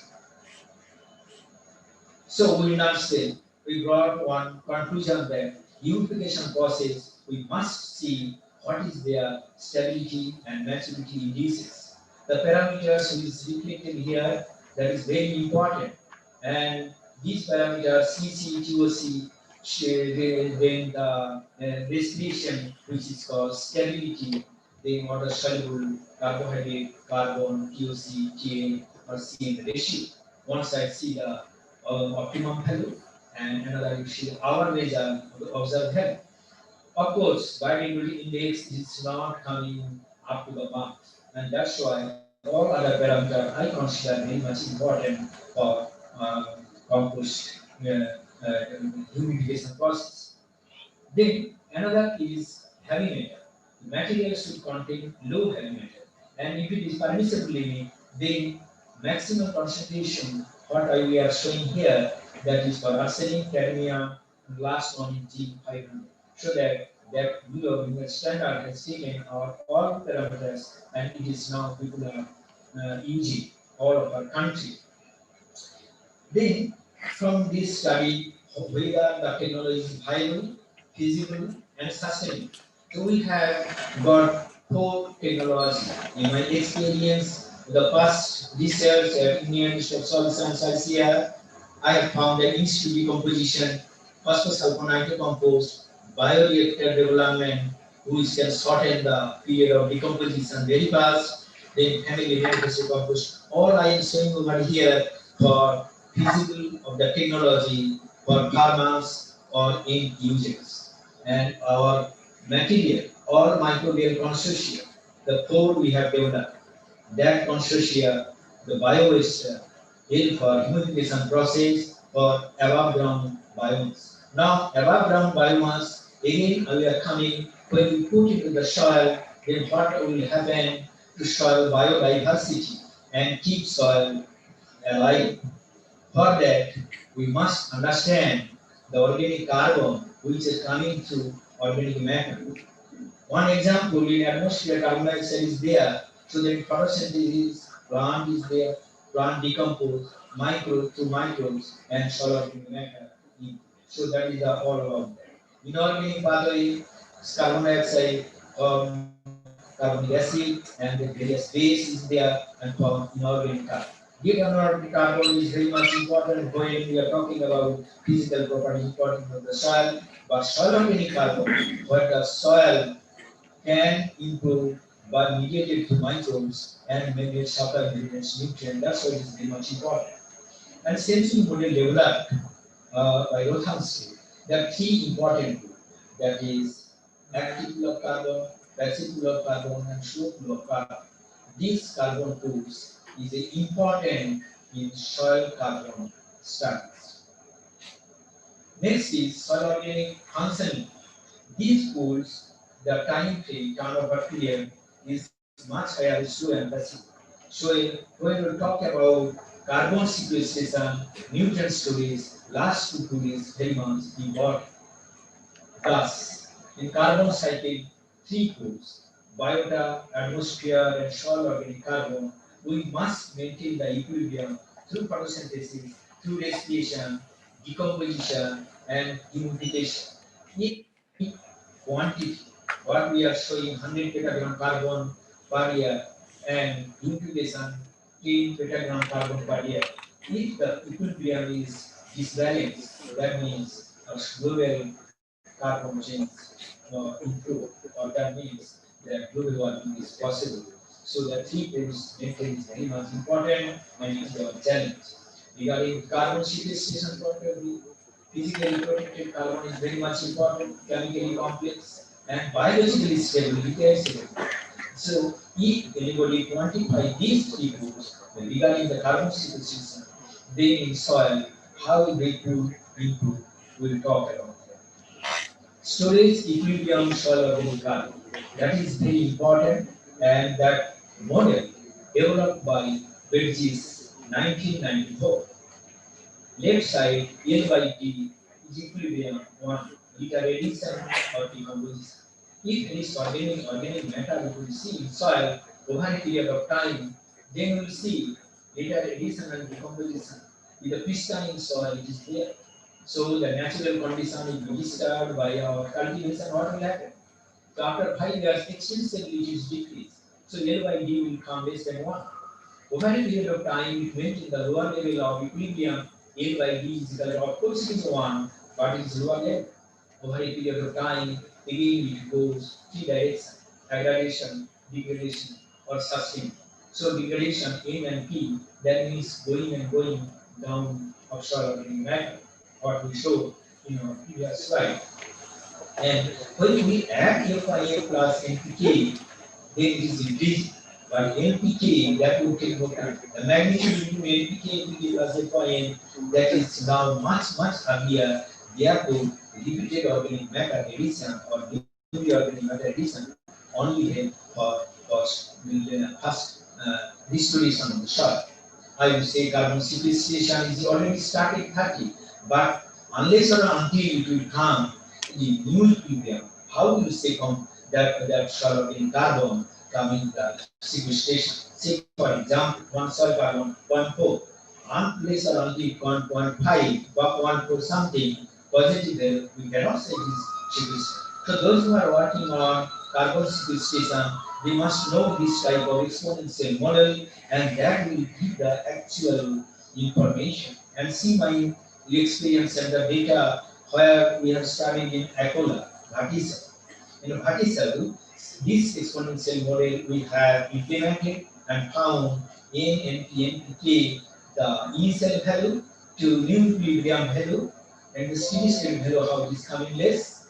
And turnover period, if you see the time frame of the imbalance is much higher to reach the new equilibrium.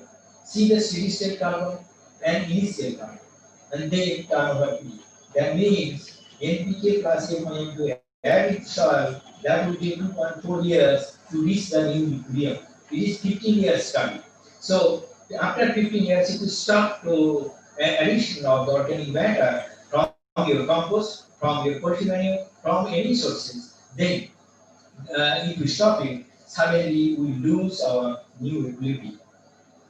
Now another is from three cropping system in Barakpur, where imbalanced balanced fertilizer. 30 years of study showed that again, in addition, that turnover period, that is T1 by half, that was 7.7 years, but loss rate again it is much higher. And so that sometimes it is we have explained when we are adding FYN, also loss rate is higher. Then we have studied the storage equilibrium.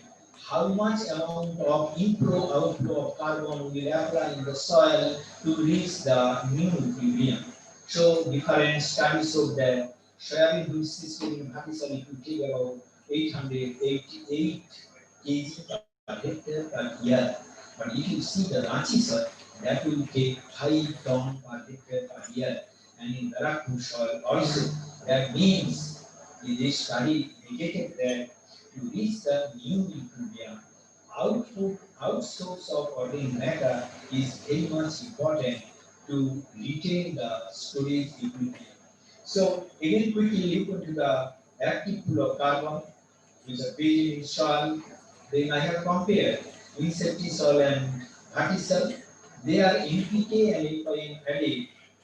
The all active pool of carbon, microbiological carbon, biomass nitrogen, acid carbon, being particular carbon in SOC. So all these parameters relatively increase where the EFIA and NPK added. Now we have again studied with collaboration of ISSS in ISSS LUPU and KRISHI Indian Institute of Soil Science. What we got is we have studied 28 benchmark soil. So there we have found semi-eutrophic benchmark soil, the bioclimatic system from subhumid moist to arid region, when the temperature is increases and moisture decreases, then soil organic carbon also positive. That means arid region soil organic carbon is lesser than subhumid moist. Now another interesting fact we got is in Pakistan, soil biological activity is better under different management system than Alkis show. If we relate with our Professor Sant Singh studies in Pakistan, why and how different clean minerals complex with organic matter help for better distribution of carbon than Alkis. So Pakistan active pool of carbon is better than Alkis. Then slow pool of carbon that is physically protected. That physically protected carbon is particularly organic matter, intra and interparticular organic matter. Beauty in this that if different size of aggregate classes if you analyze it, so that macro classes fungi by bacteria ratio is they are proportionally and that means fungi and bacteria is better in macro aggregates. But moment it goes into micro aggregates, then bacteria and fungi ratio is higher. That means bacteria proportion increase during lower aggregate size classes. Another example is if we are doing in zero tillage, then conventional tillage, what will happen of organic matter? So that all the particular organic matter, macro, micro, inter, they are accumulated much higher in zero tillage. So that over a period of time, T1 to T4, their increase is more. And moment we stop and zero tillage, if we will not disturb it, then it will take time T4 after a long period. That means zero tillage, it will retain much longer time than your conventional tillage. Why? In conventional space residue when we add it, then it will go in two components. One is extensive study. So in between CO2 mineralization much higher. That means we will say that particulate organic carbon reduce much faster extensively because of conventional tillage. Question: whether the production we can consider or not. If the production is important, then again conventional and tributary is very much important. The research which you talk about the organic matter, like the particular organic matter in basic soil. Another slide showing diagram, aggregate formation and breakdown of the processes to microbes. Particular organic size, if is vary from plant litter. Plant litter is bigger one, it is embedded with our aggregates.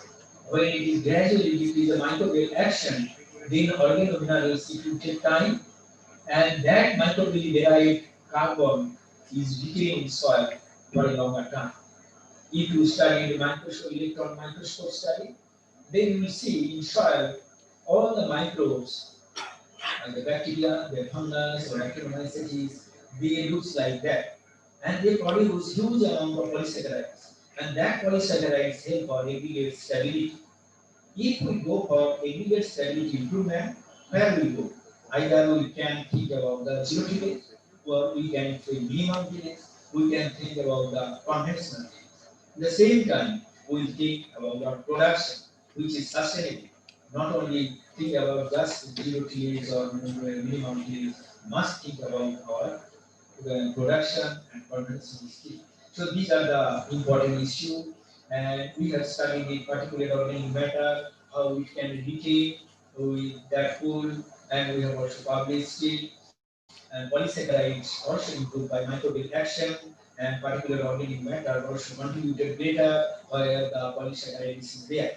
So this is the important. Another study, Al-Fisal in the Ranchi, if we manage the soil with NPK plus UPI and lime, then you see the particular organic carbon extensively increase with concomitant increase of polysaccharides.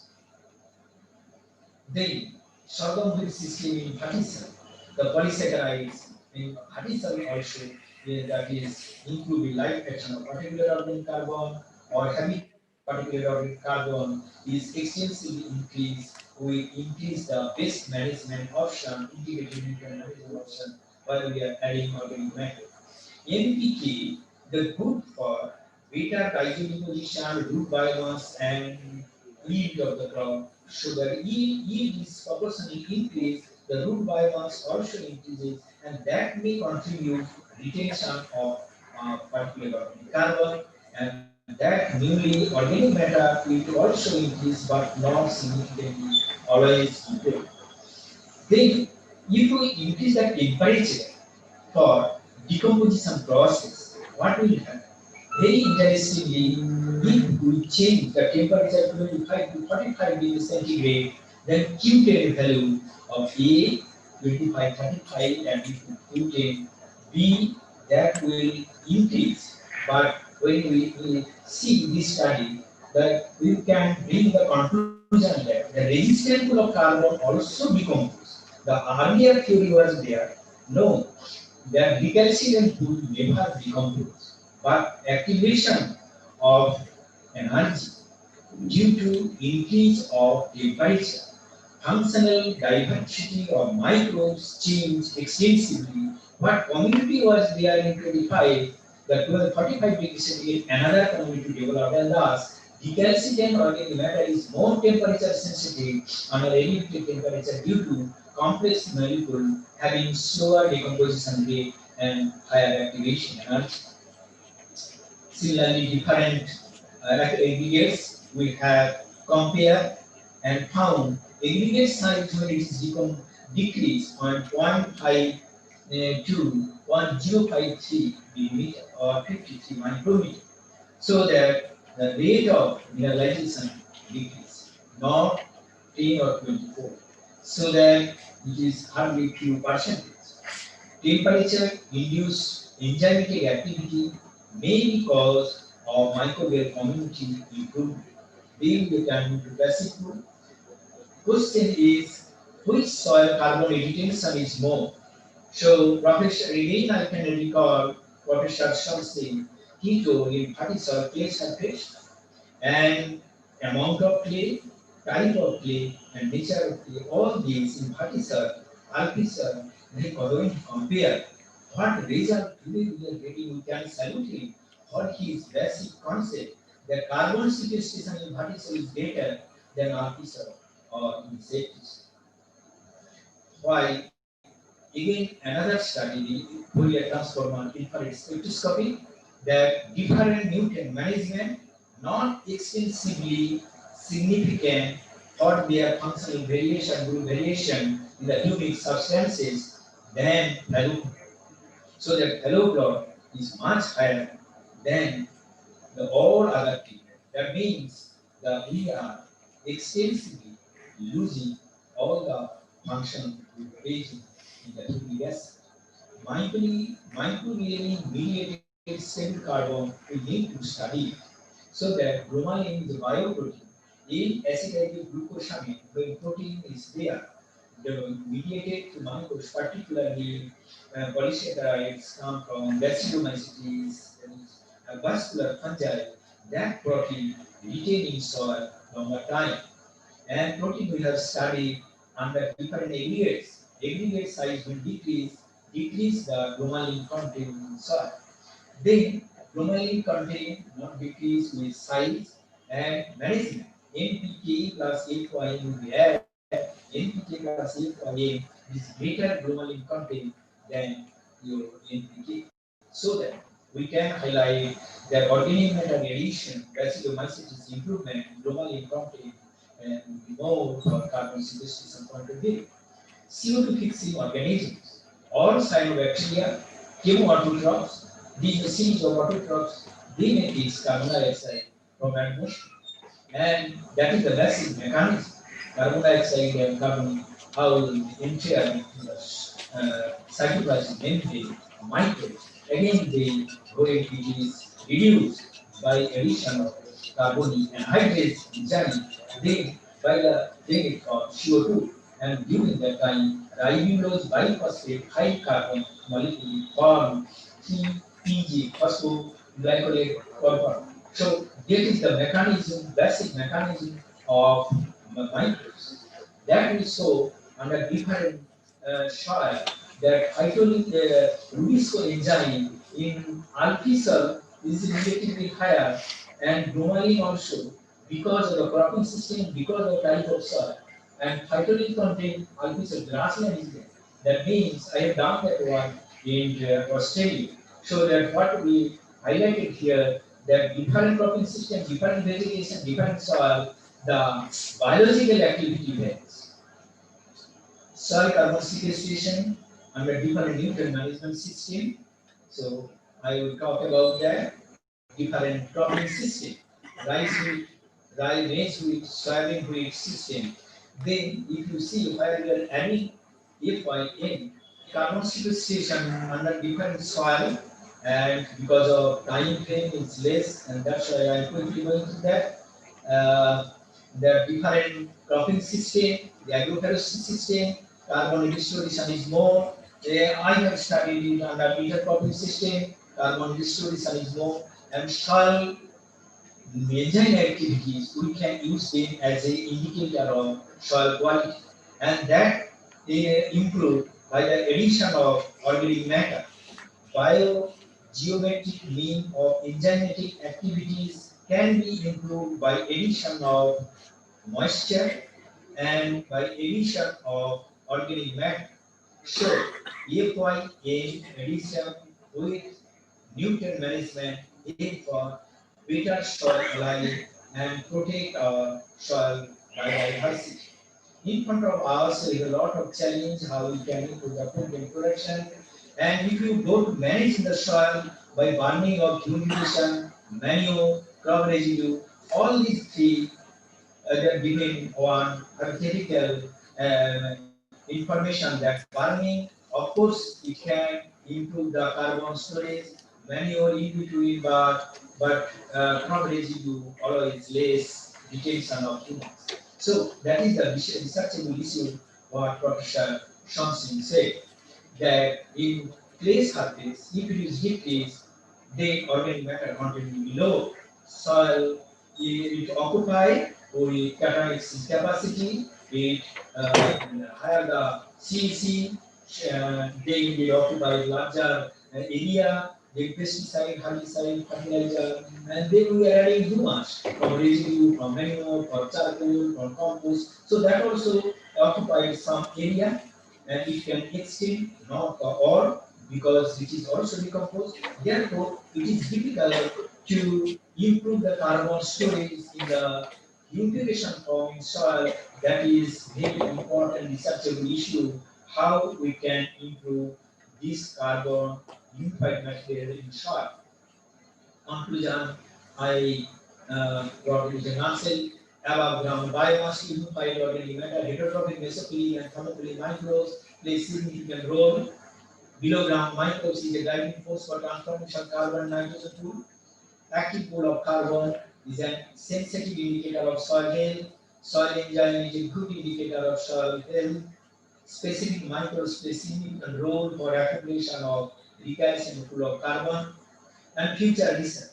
Significant role of micro, particularly autotroph in the sequestration of the soil carbon is important researchable issue. Identification of high phytolith occluded carbon yielding cultivars. So it is another dimension of research under different agro-system under offer an opportunity to enhance carbon sequestration. If it is again occupied by the all pesticide and pollutant and cation exchange capacity, then physically protected properties, then and permanent very good charge. Where is the scope of carbon improvement in soil for carbon sequestration? Thus, low carbon footprint research and landscape architecture study is the great challenge. I will say, last but not in the least, organic matter has a magical way of filling in the wonderful world. It allows our soil health, and carbon sequestration, improve our productivity, all these the global warming mitigation. I am grateful thanks to the society, particularly Indian Society of Soil Science, Varanasi chapter, giving me opportunity in the occasion of birth celebration, Centenary birth celebration of Professor Sant Singh. So once again, I am grateful thanks to one and all. Thank you very much.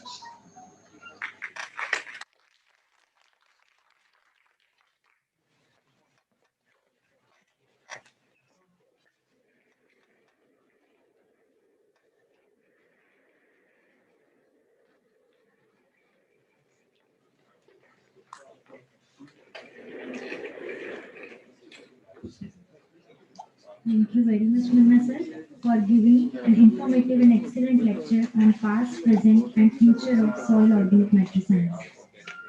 Now, I request and invite Dr. Praveen Kumar Singh, Principal Scientist, youngest son of Professor Sant Singh, and also the editor of the book on biography of Professor Sant Singh, on the stage for the brief introduction of the book.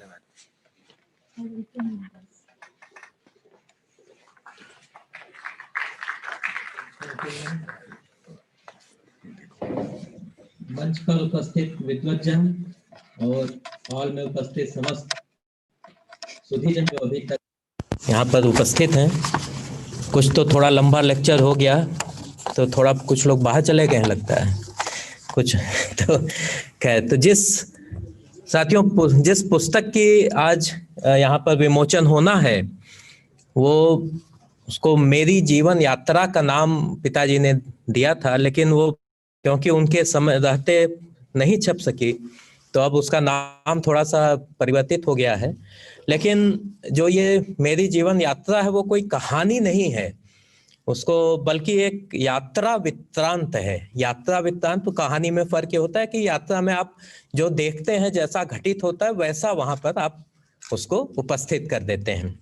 तो एक ऐसी यात्रा है जो 1 शताब्दी के लगभग लंबी थी, दुरूह और कष्टों से भरी तो रही, लेकिन जिसके पड़ाव अत्यंत सुखकारी, फलदायी और मिठास से भरे हुए थे। यात्रा के अंत में प्रस्तुत एक कविता है स्पंदन, जिसमें कि पिताजी ने ये लिखा था कि श्रीमद् भगवत गीता के कर्मयोग के सिद्धांत का पालन यदि ईश्वर के सुझाए भक्ति मार्ग पर चलते हुए और रास्ते की बाधाओं को सहज भाव से स्वीकारते हुए किया जाए तो जीवन यात्रा की सफलता में कभी कोई रुकावट नहीं आ सकती।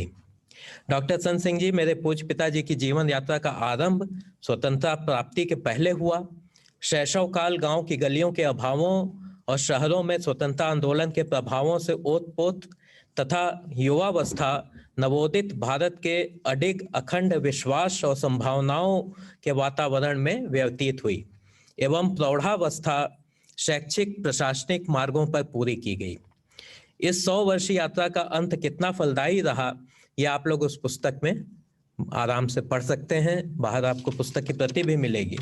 साथियों, इसको जो पुस्तक है इसको प्रस्तुत करने का एक ही लक्ष्य है कि जो अगली पीढ़ी है वो करीब 100 वर्षों की इस यात्रा के माध्यम से उस गुजरे दौर में मानसिक भ्रमण कर सके, क्योंकि अब वो कोई बताने वाला नहीं है। आंध्र प्रदेश में एक इसका हम लोगों ने देखा एक संस्था है जो कि जो भी व्यक्ति 80-90 साल के हो जाते हैं, इनके इस संस्था के लोग उनके यहाँ जाते हैं, उनसे मिलते हैं, वो जो कुछ भी बताते हैं, वो कोई भी हो, किसान हो, व्यापारी हो, कोई भी किसी भी वर्ग के हो, उनके यहाँ बैठते हैं, उनको उनका आदर करते हैं, उनको शॉल देते हैं, फूल देते हैं, उसके बाद उनसे पूछते हैं कि आप बताइए अपने 100 साल के, क्योंकि आप जो भी एक व्यक्ति ऐसा है वो एक 100 साल की लाइब्रेरी है, उसके दिमाग में बहुत कुछ है। आप उतना पढ़ के कभी नहीं ज्ञान प्राप्त कर सकते जितना उससे आप थोड़ी देर बात करके बहुत सी चीजें आपको नहीं पता चल जाती। तो इसी चीज को ध्यान में रख के पिताजी से हम लोगों ने कई बार रिक्वेस्ट किया कि आप भी लिखिए, क्योंकि आप बहुत स्वतंत्रता के पहले स्वतंत्रता के बाद तक आपने देखा है। तो ये आप जब उनको पढ़ेंगे उस पुस्तक को तो आप ये समझेंगे कि परिस्थितियां कभी भी किसी के लिए पूर्ण अनुकूल नहीं होती, जैसा कि डॉक्टर साहब ने भी बताया। और लेकिन जो भी उपलब्ध वातावरण है उसके अनुसार अपनी लगन, परिश्रम और साधना से अपने लक्ष्य की पूर्ति हेतु निरंतर प्रयासरत रहना चाहिए। पिताजी ने एक और बात कही थी, डॉक्टर साहब बताना उस समय काफी हो गया था तो शायद रह गया, कि कैपिटल आई को छोटा आई जितना जल्दी हम लोग कर लेंगे उतना, कैपिटल आई से कंसेप्ट समझ गए होंगे, हम लोग का ईगो जो है, आई हम लोग का जो ईगो है उसको जितना छोटा हम लोग जितना जल्दी कर देंगे, जितना जल्दी स्मॉल आई में कन्वर्ट कर देंगे, उतना आराम से हम लोग का जीवन सफलतापूर्वक कट सकेगा। तो साथियों, इसी के साथ ही ये पुस्तक जो है उन लोगों को एक अपनी याद को ताजा करने के लिए भी प्रस्तुत है, जिनका कि डॉक्टर संत सिंह जी के साथ पारिवारिक, सामाजिक, आध्यात्मिक या शैक्षिक, प्रशासनिक या मैत्री संबंध रहा हो, उन सभी को अपनी एक याद ताजा करने के लिए एक साधन उपलब्ध हो रहा है। आप सभी इस पुस्तक का आनंद लेंगे, पुस्तक के विमोचन करवाएं।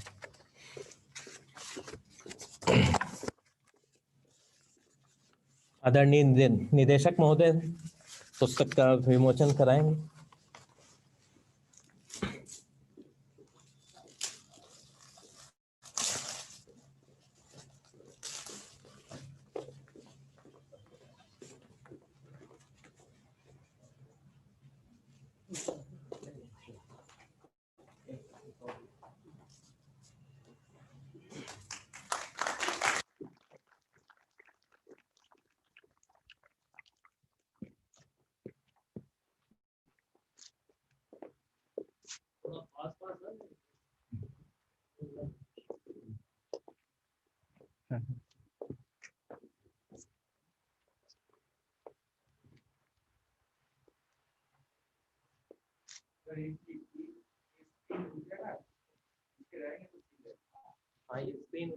स्क्रीन उठा दीजिए।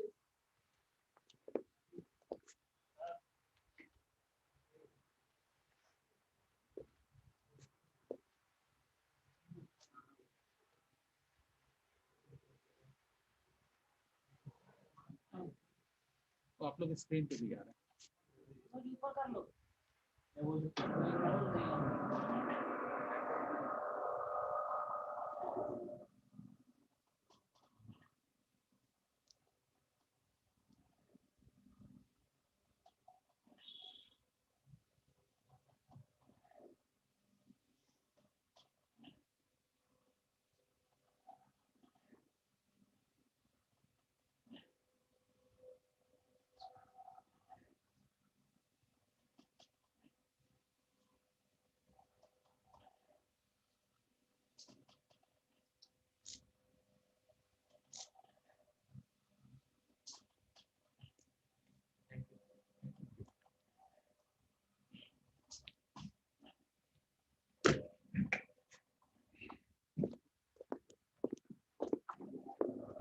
Thank you very much, sir. After this released biography, I want to say a very inspiring lines quoted by Dr. Kalam. अगर मृत्यु के बाद भी जीवित रहना चाहते हो तो एक काम जरूर करना, पढ़ने लायक कुछ लिख जाना या लिखने लायक कुछ कर जाना. Now, in the season of COVID-19 pandemic, to ensure the active participation of all the students, we have organized an e-poster competition for MSc and PhD students and essay writing competition for B.Sc. AG students. And as we all know that participation always needs an appreciation. So without any delay, let us proceed towards the prize distribution session for the winners of the competition. I request our guests to offer the certificates and prizes to the winners.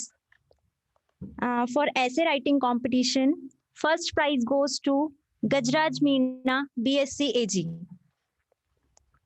I request all the audience to give a huge round of applause for all the participants. They are not physically present here, but virtually they are with us. And second prize goes to Akanksha Verma, B.Sc. AG. Prize goes to, it's a joint award, Rimpa Pan, B.Sc. AG and Bipin Kumar, B.Sc. AG. Now I'm going to announce the winners of e-poster competition.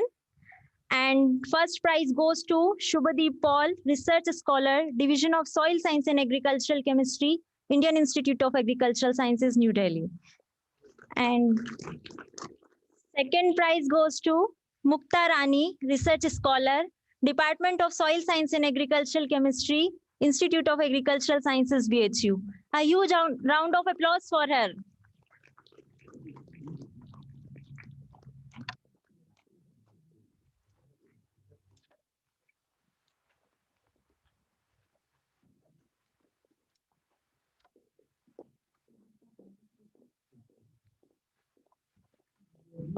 Guys, once again, I request you.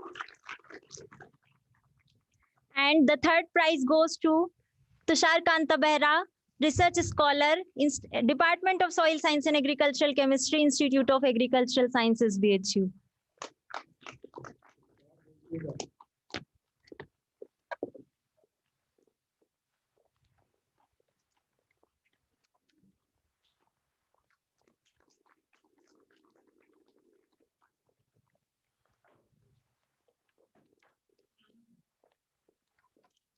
इस अवसर पर मैं अपने द्वारा लिखी हुई 4 पंक्तियां कहना चाहूंगी। मन का पंछी उड़े जगत में महत्वाकांक्षाओं के संग, मन का पंछी उड़े जगत में महत्वाकांक्षाओं के संग, स्वप्न सुनहरे बने प्रेरणा फैलाने को पंख, आरंभ यह तेरी हर सफलता का, तू कर इरादे बुलंद, उड़ने दे अनंत गगन तक, न काट तू इसके पंख, न कर पिंजरे में बंद। Thank you. After this, I must say that it will be a great pleasure for all of us today to hear our respected director, sir. So, with due respect, I would like to invite Professor Ramesh Chand, Director, Institute of Agricultural Sciences, B.H.U. on stage for addressing all the audience present here physically or virtually on this auspicious day. I welcome you on dais, sir. Thank you, Aditi. मंचासीन विशिष्ट अतिथिगण, सभागार में उपस्थित हमारे मित्रों, कर्मचारियों, soil science से संबंधित पदाधिकारी, कर्मचारी, डॉक्टर संत सिंह के परिवार के सारे मेंबर, प्रवीण जी, उनकी पत्नी, पुत्री, आज का यह दिन हमारे लिए बड़ा ऐतिहासिक है। हम एक उस मनीषी के जन्म शताब्दी मना रहे हैं जिन्होंने मृदा विज्ञान में एक अपनी बड़ी अनूठी छाप छोड़ी थी, जिसके बड़े दूरगामी परिणाम हुए।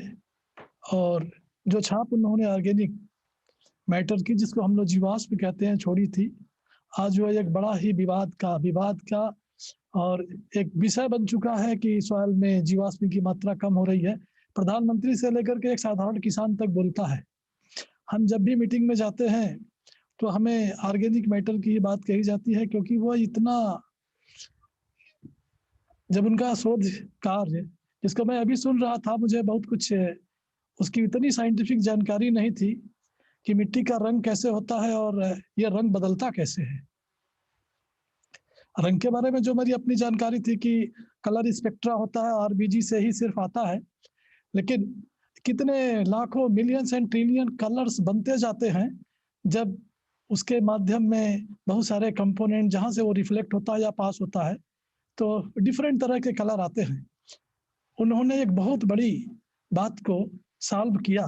देखिए, उनका नाम नोबेल प्राइज के लिए गया हुआ था, केवल कलर के लिए। और आपको याद भी होगा, मैं याद दिलाना चाहूंगा, रमन को, सीवी रमन को भी नोबेल प्राइज मिला था, रमन इन स्पेक्ट्रा के ऊपर। वो भी समुद्र से जब वो जहाज से पास हो रहे थे तो देख रहे थे कि कैसे कलर कैसे चेंज होते हैं। हमको अभी भी लगता है कि उन्होंने जो कलर के बारे में बात कही थी ऑर्गेनिक मैटर के, शायद बहुत छोटा है और सिंपल डिवाइस डिजाइन किया जा सकता है जो कि फार्मर्स फील्ड पर यूज किया जा सकता है। क्योंकि बेसिक रिसर्च को जब मैं सुन रहा था तो मुझे ऐसा लग रहा था कि संभावनाएं बहुत ज्यादा है। प्रोफेसर संत सिंह के बारे में जो मेरा अपना इंटरेक्शन और अनुभव है, जब मैं यहाँ 74 में आया था तो मैं एक रस्टिक था, गांव से आया था, खेती बाड़ी के बैकग्राउंड से। तो इस इंस्टीट्यूट में 4 प्रोफेसर हुआ करते थे, प्रोफेसर संत सिंह, प्रोफेसर महात्म सिंह, पाओगी, डॉक्टर दास। ये चारों बहुत ही जाइंट थे और अपने अपने फील्ड के। अब ये चारों की में बड़ी खास विशेषता थी इनका, अगर बैकग्राउंड देखेंगे और इनका जो शिक्षा दीक्षा देखेंगे तो ये सब के सब दुनिया के बड़े ही उच्च संस्थानों से पढ़े हुए लोग थे। और चारों ने रिकॉर्ड समय में पीएचडी की थी। महात्म सिंह ने भी बड़े कम समय में पीएचडी की थी, डॉक्टर साहब ने 2 वर्षों में पीएचडी की थी। तो ये बड़े ही प्रतिभाशाली लोग थे। और सबको जो कार्य सौंपा गया, ये जो आज इंस्टीट्यूट का जो आप स्वरूप देख रहे हैं, इन्हीं 4 लोगों ने इंस्टीट्यूट को के बनाने में और उसको आज तक यहाँ पहुंचाने में इनकी बहुत ही बड़ी भूमिका थी। हम लोगों को जो ये संस्थान चलाने के लिए मिला हुआ है, हम ये समझते हैं कि हम लोग थोड़ा ऐड तो कर रहे हैं, लेकिन इनके जमाने में जो समस्याएं थी, जो संघर्ष था, और इन्होंने कैसे छोटे छोटे टुकड़ों से जो है कि इस इंस्टीट्यूट को बनाया था, इसको एक ऊंचाई दी थी। बाद में हमें संस्थान बनाने में, आईसीआर में अपनी पहचान बनाने में, या दुनिया के तमाम जगहों में जो आज हमारी एक पहचान है, उनमें कहीं ना कहीं इनका बहुत ही बड़ा योगदान था। डॉक्टर एपी सिंह ने कहा था कि ये निर्मल डे ने भी बताया, सॉइल साइंस के लोगों को ये इस बात का एहसास है कि सॉइल केमिस्ट्री एक सेक्शन था, सेक्शन से डिपार्टमेंट हुआ, और आज इसकी एक अपनी पहचान देश और विदेश सब जगह है, क्योंकि इनके विद्यार्थी आज पूरे दुनिया में फैले हुए हैं। तो जो फाउंडर मेंबर होता है वो किस तरह से विभाग की एक योजना बनाता है ताकि वो कालांतर में एक बहुत ही अच्छा विभाग बन सके। आज का दिन बहुत ऐतिहासिक है। हम आप सभी लोगों की तरफ से प्रोफेसर संत सिंह को अपना श्रद्धा सुमन अर्पित करते हैं। उनके व्यक्तित्व के बारे में तो हम लोग चूंकि उम्र में बहुत ही छोटे थे, उनके विद्यार्थी थे, इसलिए सीधे इतनी अदब थी, इतना लिहाज करना पड़ता था कि हम उनसे कोई बात पूछ नहीं सकते थे, बात भी नहीं कर सकते थे। लेकिन इंटरेक्शन तब शुरू हुआ जब उनके छोटे बेटे रवि प्रकाश सिंह, जो एक अंतर्राष्ट्रीय ख्यातिलब्ध वैज्ञानिक हैं, वो जब भी आते थे तो हम लोगों को बुलाते थे। हम लोग साथ आज भी काम करते हैं, तो घर आते थे तो वहाँ उनसे मुलाकात होती थी, और वो इंटरेक्शन केवल 5 से 10 मिनट का होता था। तो वो सिर्फ यही पूछते थे कि तुम लोग आज क्या कर रहे हो। तो हम लोग उनको ये बताते थे कि हम लोग गांव में आजकल फार्मर पार्टिसिपेटरी रिसर्च करते हैं, गेहूं की वैरायटी को इम्प्रूव करने का प्रयास कर रहे हैं, किसानों की आमदनी को बढ़ाने का प्रयास कर रहे हैं। तो सिर्फ एक ही बात कहते थे, बहुत ही मृदुभाषी थे और बहुत ही कम बोलते थे। तो ये पता, बहुत ही कम बोलते थे और सिर्फ बहुत ही कम रिएक्ट भी करते थे, जो ये बार बार बताता है कि वो कितने संयमित थे, उनकी अपनी जो वाणी थी उस पर कितना नियंत्रण था। तो कहते थे ठीक है, अच्छा काम करते रहोगे, कहीं ना कहीं आप लोगों को सफलता मिलेगी। इससे ज्यादा वो कुछ कहते नहीं थे।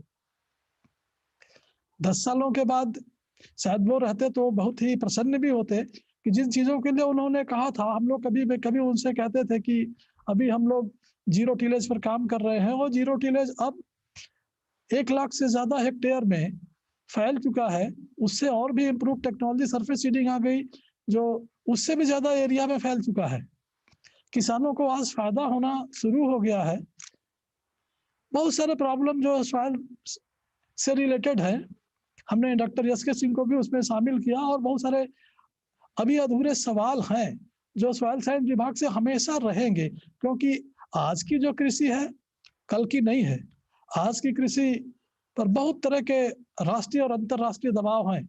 किसानों का आंदोलन आप देख रहे हैं अलग है, लेकिन क्लाइमेट चेंज का मामला अलग है, इंटरनेशनल पॉलिसी अलग है। तो बहुत इन सारे चीजों को देखते हुए हमारा जो कृषि है, जिसमें कि मुख्य भूमिका सॉइल का है, ये बड़ा महत्वपूर्ण हो जाता है। लेकिन इन लोगों ने जो बेसिक मुद्दे को उठाया था, सॉइल ऑर्गेनिक मैटर, वो मुद्दा आज भी बना हुआ है।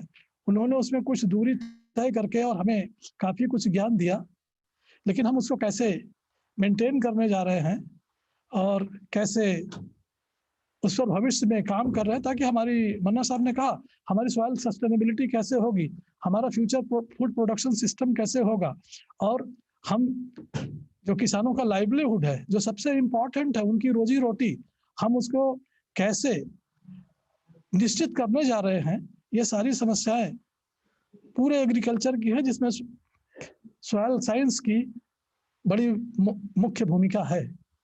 प्रोफेसर संत सिंह का, जैसे वो सॉइल के कलर को देखते थे, वो भी मतलब उनका भी रंग बहुतेरे था। रंग बहुतेरे का मतलब है कि वो बहुत ही डिसिप्लिन्ड आदमी थे, डेडिकेटेड थे और अपने कार्य के प्रति डिवोटेड थे। इंटरपर्सनल रिलेशनशिप अगर आप देखेंगे तो ये 4 यहाँ के जॉइंट प्रोफेसर थे जो नेशनली और इंटरनेशनली नोन थे। सबके विद्यार्थी, चाहे ICR हो या दुनिया के बड़े बड़े रिसर्च संस्थान हो, वहाँ पर उनके विद्यार्थियों ने वहाँ पर जो इंस्टीट्यूट का फ्लैग है या जो अपने गुरु का जो फ्लैग है उसको हमेशा ऊंचा किया। लेकिन इनके आपस में जो इंटरपर्सनल रिलेशनशिप थे वो बहुत ही मधुर थे। देखिए, ये व्यक्तित्व होता है। ऐसा नहीं था कि उनके साइंटिफिक लेवल पर उनमें आपस में जो आप समझ रहे थे कॉम्प्रोमाइज करने की कोई कैपेसिटी थी, नहीं। वो सिद्धांतों पर अपनी जगह पर थे, लेकिन जहां उनके आंतरिक संबंधों की बात थी वो बहुत ही मधुर था। एक दूसरे को बहुत ही केयर करते थे, एक दूसरे का ध्यान रखते थे, उसके बारे में खबर भी रखते थे। ये बड़ी यूनिक पर्सनालिटी थी जो अब शायद लैग कर रही है। उसके लिए हम, हमारे डीन साहब और सारे आप सब लोगों से मिल करके, इसलिए हम लोगों ने ये सोचा कि शायद हम जीवंत रहें, तो एल्यूमिनाई एसोसिएशन बनाया है, जिसके लिए हम लोग ये प्रयास कर रहे हैं कि सब हम एक दूसरे से कनेक्टेड रहें। तो उन लोगों की कनेक्टिविटी बहुत अच्छी थी। डॉक्टर संत सिंह पूरे देश में घूमते थे, जहाँ हम लोग भी जाते थे। तो इंस्टीट्यूट सिर्फ इन्हीं 4 लोगों के नाम से जाना जाता था। अगर हम बता दें कि हाँ हम B.H.U से आए हैं, डॉक्टर संत सिंह के को जानते हैं, हमारा इंट्रोडक्शन इतना, वो मुझसे फिर कोई इंट्रोडक्शन लेता नहीं था। वो ये समझ जाते थे कि शायद हाँ ये सही है, और जो वहाँ एक पर्सनैलिटी है उनके बारे में जानते हैं। तो मेरा उनके बारे में बहुत कुछ कहा जा चुका है, लेकिन मेरा सिर्फ इतना ही कहना है कि वो जो उन्होंने कार्य किया, उस कार्यों को आगे बढ़ाना हमारी नैतिक जिम्मेदारी होती है।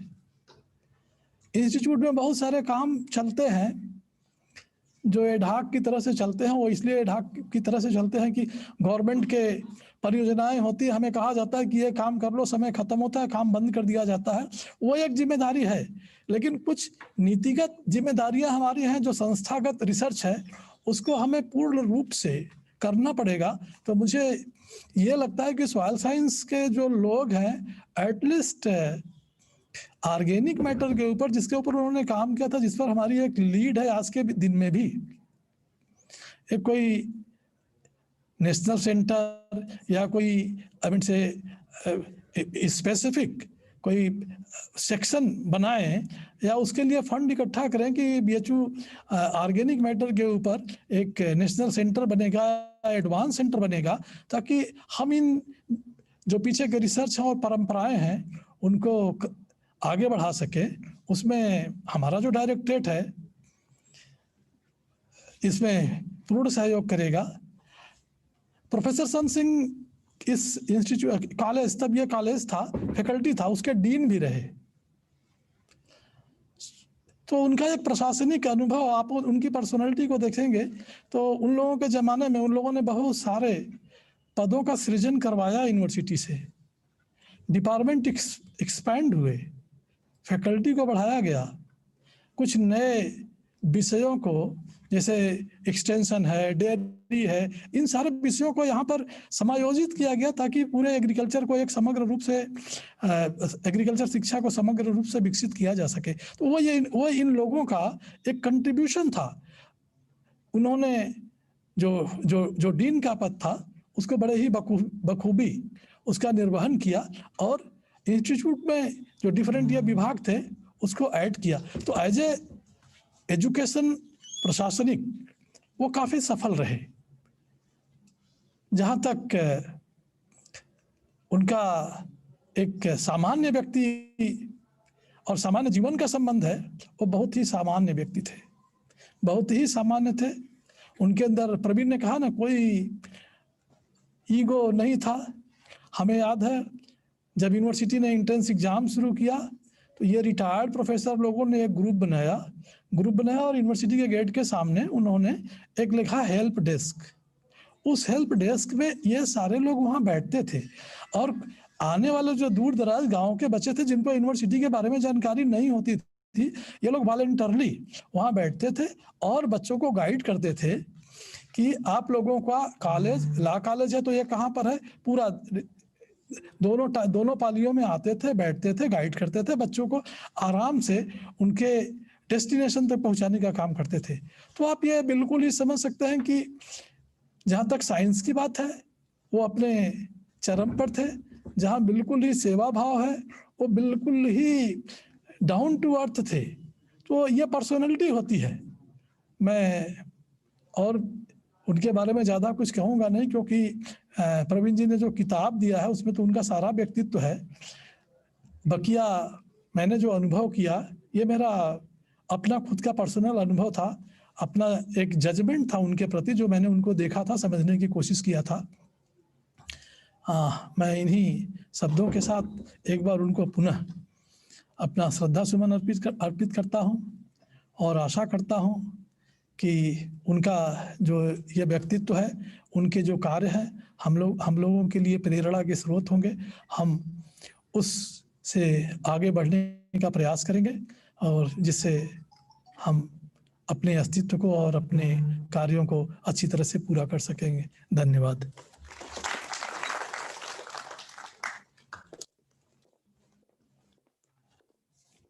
Thank you very much, sir. As we all know that why we all are gathered here, and I think without taking a trip down to memory lane, this wonderful day will be incomplete. कुछ यादों के किस्से, कुछ बातें और बीती हुई कहानियाँ। आइए आप और हम सुनते हैं बीते पलों की जुबानियाँ। So, to start the reminiscence of all those wonderful and unforgettable moments and experiences, first, I request and invite Professor P. Raha, former head, Department of Soil Science and Agricultural Chemistry, on stage.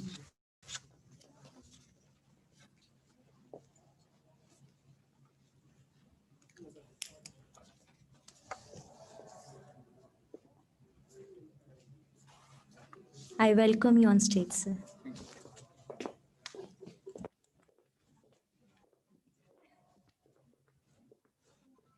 I'm really grateful to the committee of the Society Bar Centenary celebration of Professor Sant Singh, and also the head of the department, and also the Indian Society Soil Science Varanasi chapter, to say something about the Professor Sant Singh. As because he is a legend of the soil science, so I just jot down some memory in regarding the sir, Professor Sant Singh. I read this jot down materials.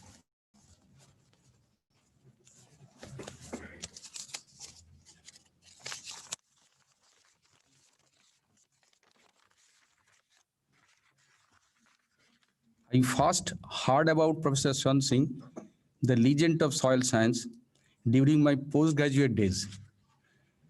I was closely associated with him after joining our department, Soil Science and Agriculture Chemistry, during the year 1991, that is 30 years back. Although he retired from the service during that time, but the bridge was formed by my good friend and colleague, Professor A.P. Singh, presently Dean of the Faculty Agriculture. Oftenly, we discuss with Sir regarding the academic activities of our department and the research activity in our other in the department. Practically my specialization of the disciplines are the agricultural chemistry and soil biochemistry.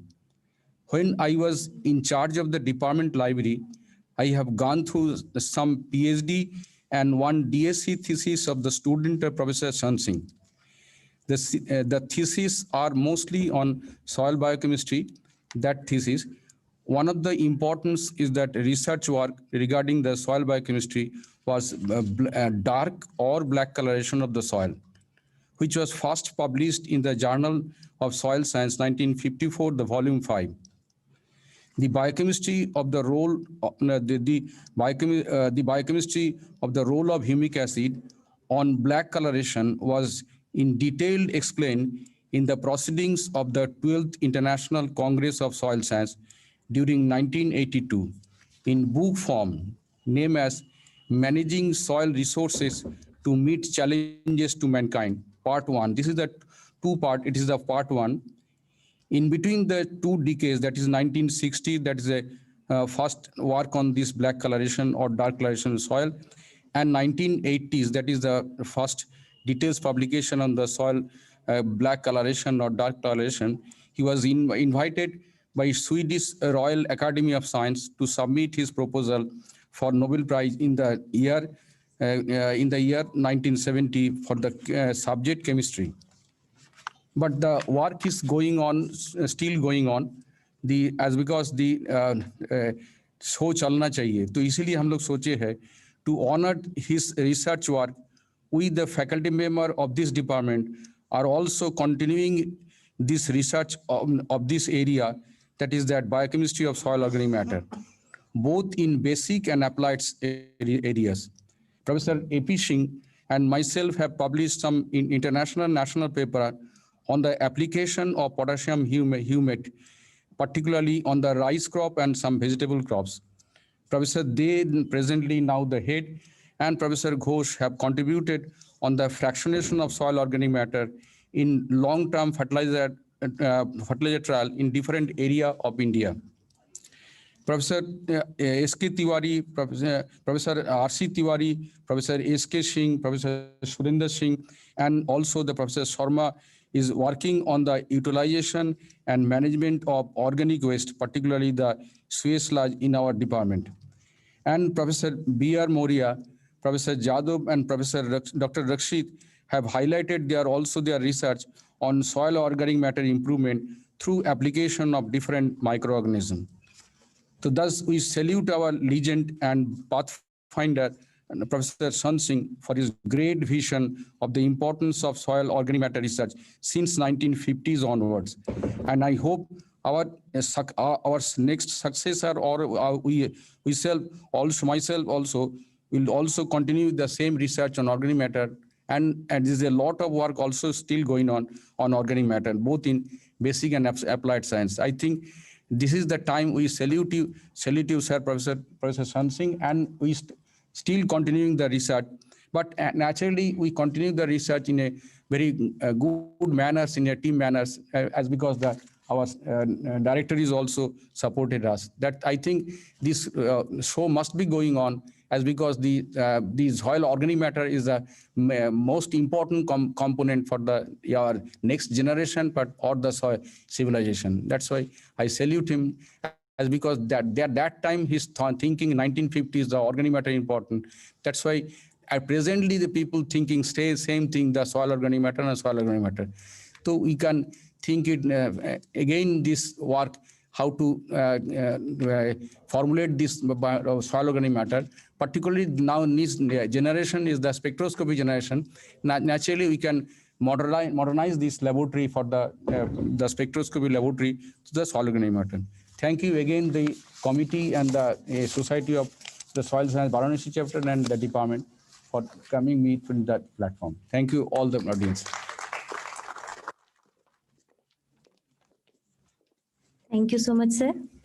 Now, I would like to invite Dr. M.L. Gupta, sir, ex-professor, Department of Soil Science and Agricultural Chemistry, to share.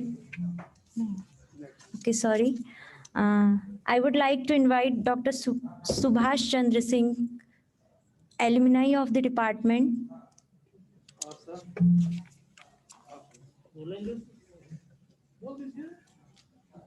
He was the research scholar under the guidance of Professor Sant Singh, sir. I welcome you on stage, sir.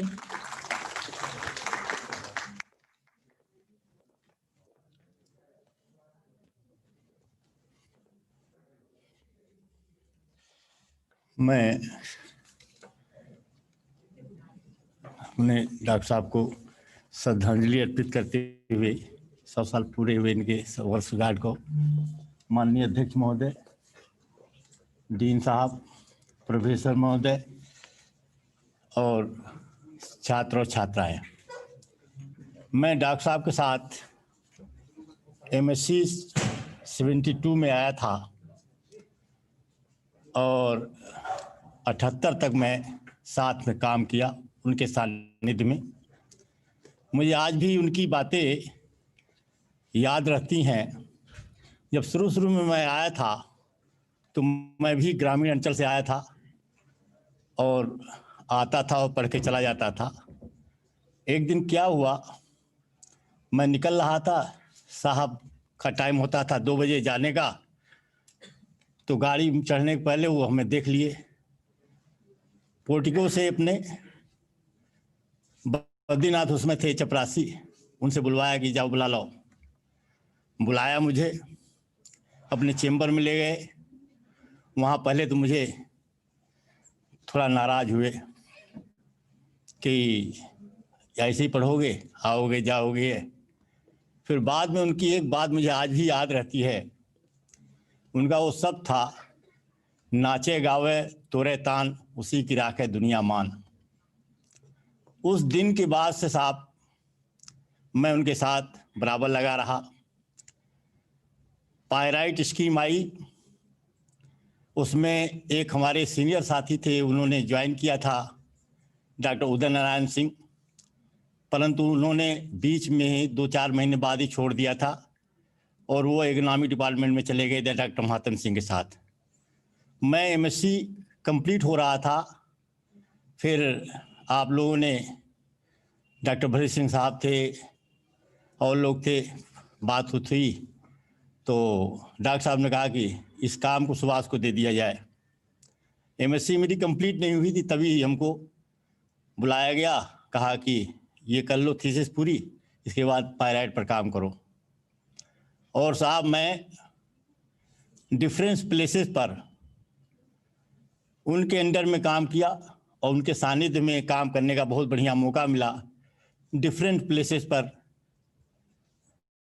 Banaras के चारों दिशाओं में मैंने pyrite जहाँ जहाँ alkali soil थी शुरू किया और उनके दिशा निर्देशन में काम करता गया और बहुत ही सफल रहा। मैं वैसे तो पढ़ाता हूँ, मैं पढ़ाते समय कि खरीफ से रिक्लेशन ऑफ अल्कली सॉइल काम करना चाहिए, परंतु टाइम नहीं था। मैं रबी शुरू किया था गेहूं से और पहला ही ट्रायल मेरा इतना सफल रहा कि उसको देखने के लिए doctor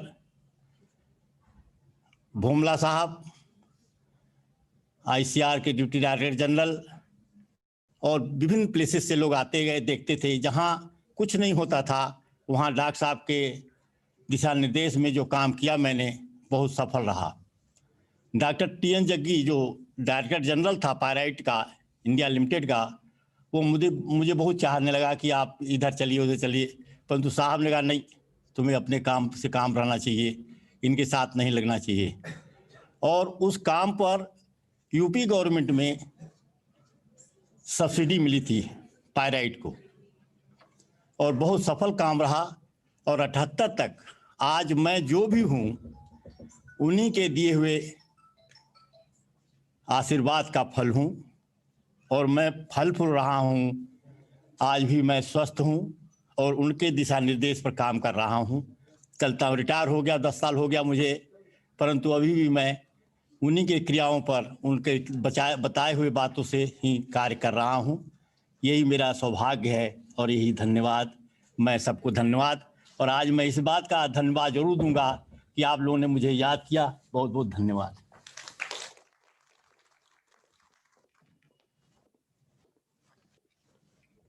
Thank you, sir. Now, I would like to invite Dr. Ram Sakal Singh, sir, alumni of the department, to share his memory.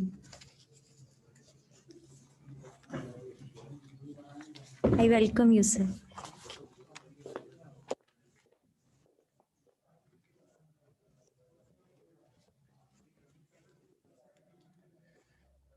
मंचासीन सभी माननीय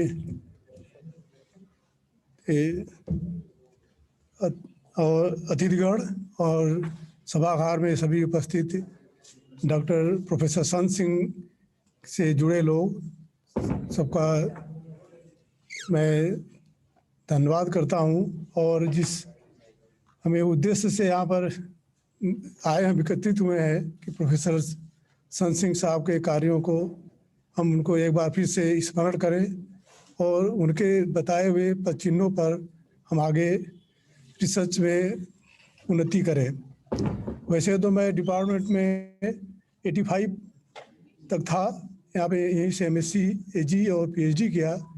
वैसे तो उस समय हमको प्रोफेसर संत सिंह साहब ने किसी भी मतलब क्लास कोर्स नहीं पढ़ाया, लेकिन जब भी हम रिसर्च PhD में कर रहे थे तो लेबोरेटरी में आते थे, पूछते थे तुम क्या कर रहे हो, कैसे कार्य कर रहे हो, सारी चीज़ों को वो विस्तृत से हम उनसे पूछते थे। अब जहाँ ज़रूरत होती थी वो हम लोगों को पूरा अपना गाइडेंस देते रहते थे। एक स्मरण मुझे हम लोग को याद है, हम लोग बिरसा एग्रीकल्चर यूनिवर्सिटी में इंटरव्यू के लिए अप्लाई किए थे। उस समय लेबोरेटरी में आए तो उन्होंने बोला भाई तुम कहीं इंटरव्यू अप्लाई किए? हाँ। तो बोले तुम पढ़ के जाना, नहीं तो इंटरव्यू देने मत जाना। हम लोग को ये पता नहीं था, कुछ इंटरव्यू में वो खुद एक एक्सपर्ट के रूप में जाने वाले थे। तो फिर उन्होंने इंटरव्यू के बाद आए, उन्होंने इंकरेज किया कि बहुत अच्छा इंटरव्यू था।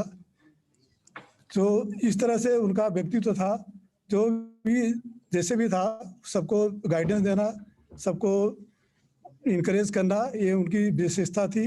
उन्हीं के वजह से हम लोग प्रयत्न किए, ICR में सिलेक्शन हुआ।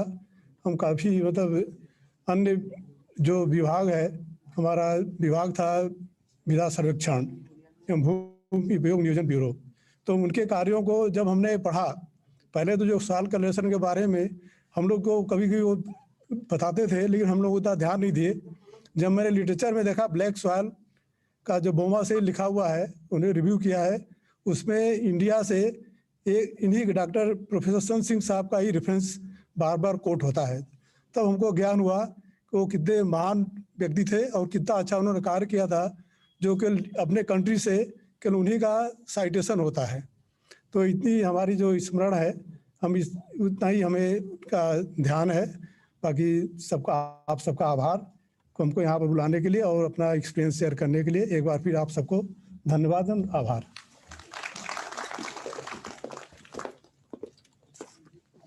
Thank you, sir. Now, I would like to invite Dr. Vijay Bahadur Singh, sir, on stage to share his experiences.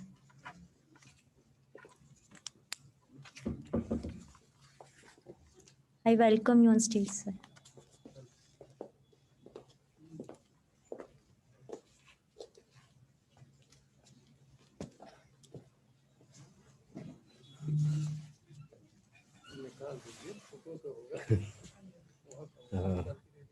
मंच पर आसीन सभी हमारे विशिष्ट अध्यक्ष गण, विशिष्ट व्यक्ति, हमारे डीन डॉक्टर APC साहब, डायरेक्टर डॉक्टर रमेश चंद साहब, सुरेंद्र सिंह और अदर विशिष्ट जन, साथियों और हमारे विद्यार्थीगण। हमको याद है सन 79 में मेरा एडमिशन हुआ था और डॉक्टर सन सिंह साहब थे कि भाई एडमिशन तो ले लिए हो लेकिन बार ज़्यादा ख्याल रखना। और एक दो चीज़ उन्होंने बताया। पहला चीज़ था इंटरव्यू में अगर कहीं जाना होगा तो ये समझ लो कि तुम्हारे रिश्तेदार नहीं है, अदरवाइज इंटरव्यू मत जाया करो। दूसरी चीज़, किसी प्लेटफार्म पर अगर तुमको बोलना होता है तो समझ जाओ कि हमारे सामने जो है सब लोग ऐसे हैं जो कुछ जानते नहीं हैं। दो बात याद रही। और उन्हीं के आखिरी में स्टूडेंट रहा। I was last student under his supervision in 1982। तो उनके हिसाब से मैंने काम किया और एक्सपर्ट बन के गए थे यूनिवर्सिटी में। मैं गया था पढ़ करके, उन्होंने हिदायत किया कि अगर आपको आना है तो पढ़ कर आइएगा, ये मत समझिएगा कि आपके चाचा भतीजा कोई वहाँ पढ़ा हुआ है। तो मैं गया और पढ़ कर गया। उनका एक चैप्टर हमको याद है कि लिटराइजेशन और पर्जुलाइजेशन क्या होता है, बहुत अच्छी तरह से पढ़ाते थे, पढ़ा था मैं। और पायराइट पर मेरा और हुआ, पायराइट एज को फर्टिलाइजर, पायराइट पर हम मैनेजमेंट के साथ काम किए थे और उसको कहा कि आप न्यूट्रिएंट्स के रूप में काम करो, किसमें जो न्यूट्रिएंट्स पाए जाते हैं उनका क्या होता है। तो पायराइट एज को fertiliser in the alluvial soil मैंने किया था और उसका अच्छा रिजल्ट आया। और मैं एक्सटेंशन में भी रहा और एक्सटेंशन में जा गाँव में प्रचार प्रसार किया और उस पर जो रिस्पांस मिला वो पेपर में पब्लिश हुआ।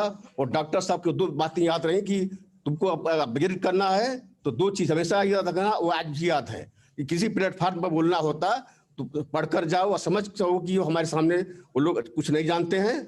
और इंटरव्यू में जाओ तो समझ कर जाओ कि हम कुछ पढ़ कर गए हैं और समझ गए कि हमारा कोई है नहीं वहाँ पर। तो उनके वजह से मैं आगे बढ़ा हूँ। आज इस यूनिवर्सिटी से जो भी इन्विटेशन मिला है, जो मैं प्लेटफार्म पर खड़ा रहा, आज उनकी याद में मैं श्रद्धांजलि अर्पित करता हूँ। वो हमारे द्रोणाचार्य गुरु जी नहीं, मैं द्रोणाचार्य के रूप में मानता हूँ। और इसके पास जितनी चीज थे आपने कर डाला है, इसके बाद मैं कुछ कहना नहीं चाहता।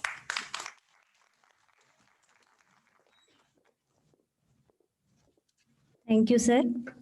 Now, I would like to invite Dr. B.L. Singh, sir, alumni of the department, to share his experiences.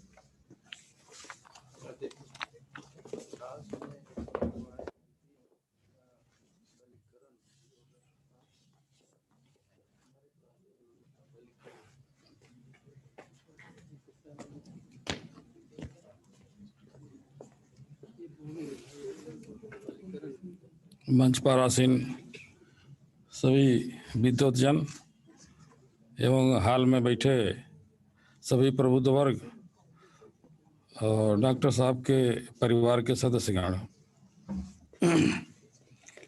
Doctor साहब 6 जनवरी सन 1921 को ग्राम सहंसापुर में जन्म ले करके आज उनकी सभी जयंती हम लोग मना रहे हैं। डॉक्टर साहब एक विख्यात मृदा वैज्ञानिक के रूप में जाने जाते हैं और जाने जाते रहेंगे सदियों तक। डॉक्टर साहब एक विशालकाय वट वृक्ष की तरह रहे हैं जो तमाम लोगों को, तमाम जीवों को आसरा देता है। उसी तरह डॉक्टर साहब के सानिध्य में तमाम लोग PhD किए, MSc किए और देश के कोने कोने में, विदेश में पहुंच करके अपने को स्थापित किया। डॉक्टर साहब का भी नाम रोशन किया। इसी के साथ मैं अपना बात समाप्त करता हूँ। धन्यवाद।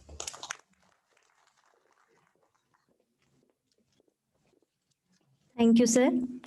Now, I would like to invite Dr. B.R. Maurya, sir, ex-professor, Department of Soil Science and Agricultural Chemistry, on stage to share his experiences.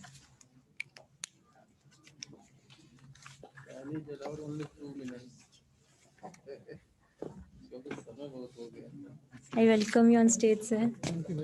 Do my time.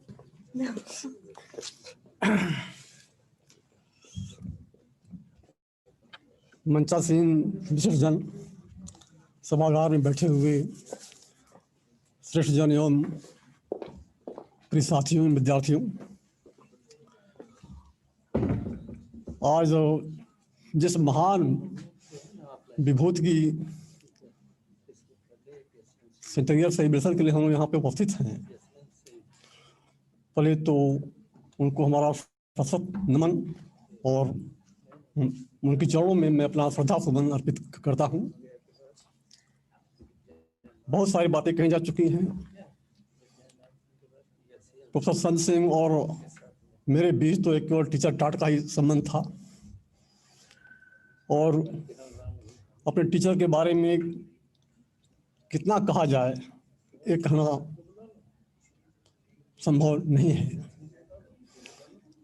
लेकिन जो है कि वो एक विश्व स्तर के मेरा वैज्ञानिक थे, ये बात तो सभी लोग जानते ही हैं। उनका कितना बड़ा कंट्रीब्यूशन रहा उसे हर कोई आज भी अप्रिशिएट करता है।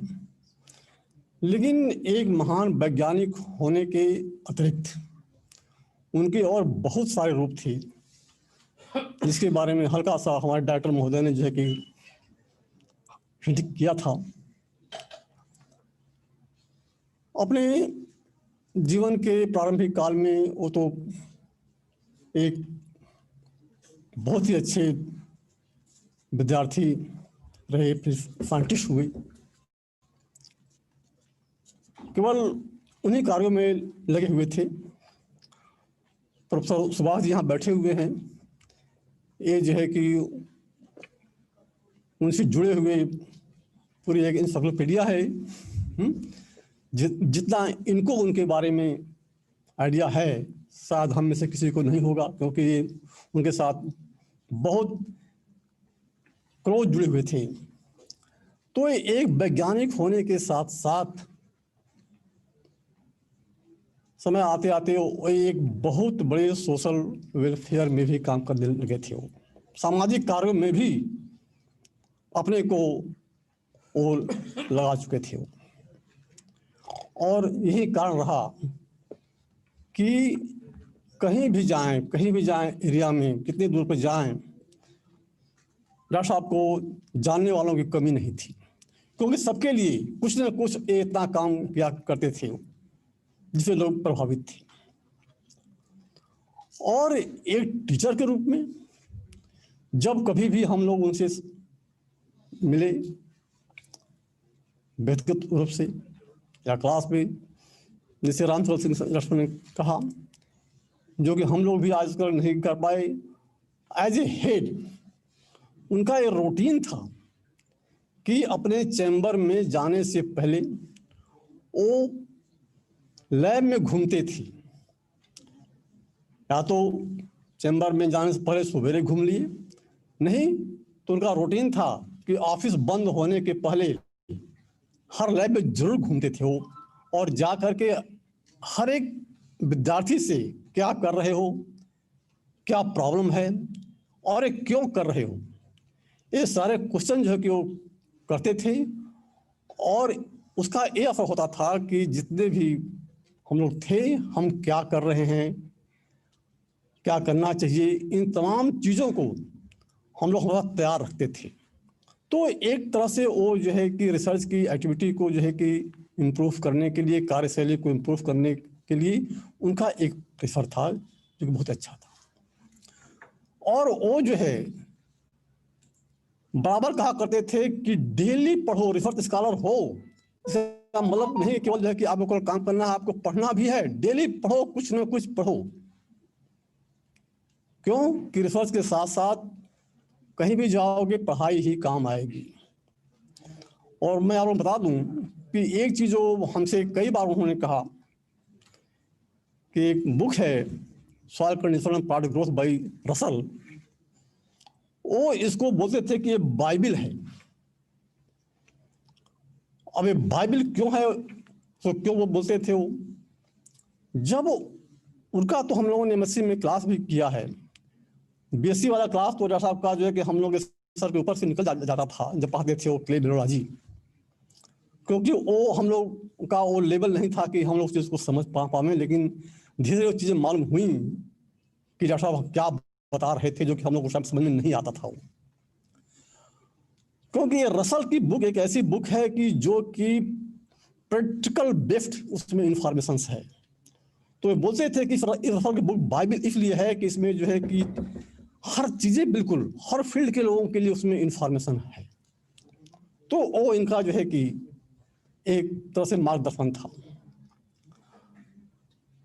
तो एक सामाजिक कार्यकर्ता, एक वैज्ञानिक और एक टीचर होने के साथ साथ वो एक बहुत ही अच्छे प्रशासनिक एडमिनिस्ट्रेटर भी थे। उनकी सोच उस लेवल की थी, बहुत ही दूरदृष्टि से उसको सोचते थे वो कि आगे 50 साल बाद 20 साल बाद क्या होगा, हमको अपने डिपार्टमेंट इंस्टीट्यूट को किस लेवल तक ले जाना है, उसके लिए क्या भूमिका होनी चाहिए, क्या चीज़ें होनी चाहिए। इन तमाम चीज़ों को उनकी में सोचने की वो कैपेबिलिटी थी, उनका एक एक्सपीरियंस था उस लाइन में, जो कि आज शायद वो हम लोगों में लैकिंग है, वो नहीं हम लोग नहीं कर पाते हैं। इन्हीं चंद शब्दों के साथ मैं कहूँगा डॉक्टर साहब हम सभी लोगों के लिए प्रेरणा स्रोत थे, प्रेरणा स्रोत रहेंगे। उनसे हम लोगों को अपने लाइफ को ढंग से बिताने के लिए प्रेरणा लेते रहना चाहिए। उनके बताए हुए मार्ग पे चल करके ही संभव हो सकता है, हम लोग पूरा प्रयास करेंगे। इन्हीं शब्दों के साथ फिर से उनके जोड़ों में एक बार हमारा श्रद्धासुमन और आप लोगों को धन्यवाद।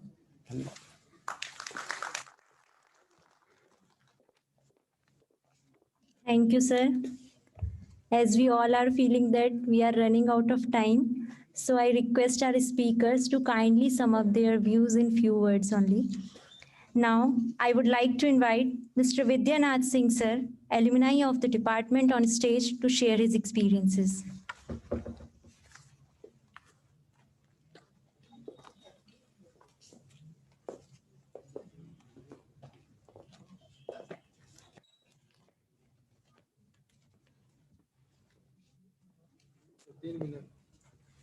बस 2 मिनट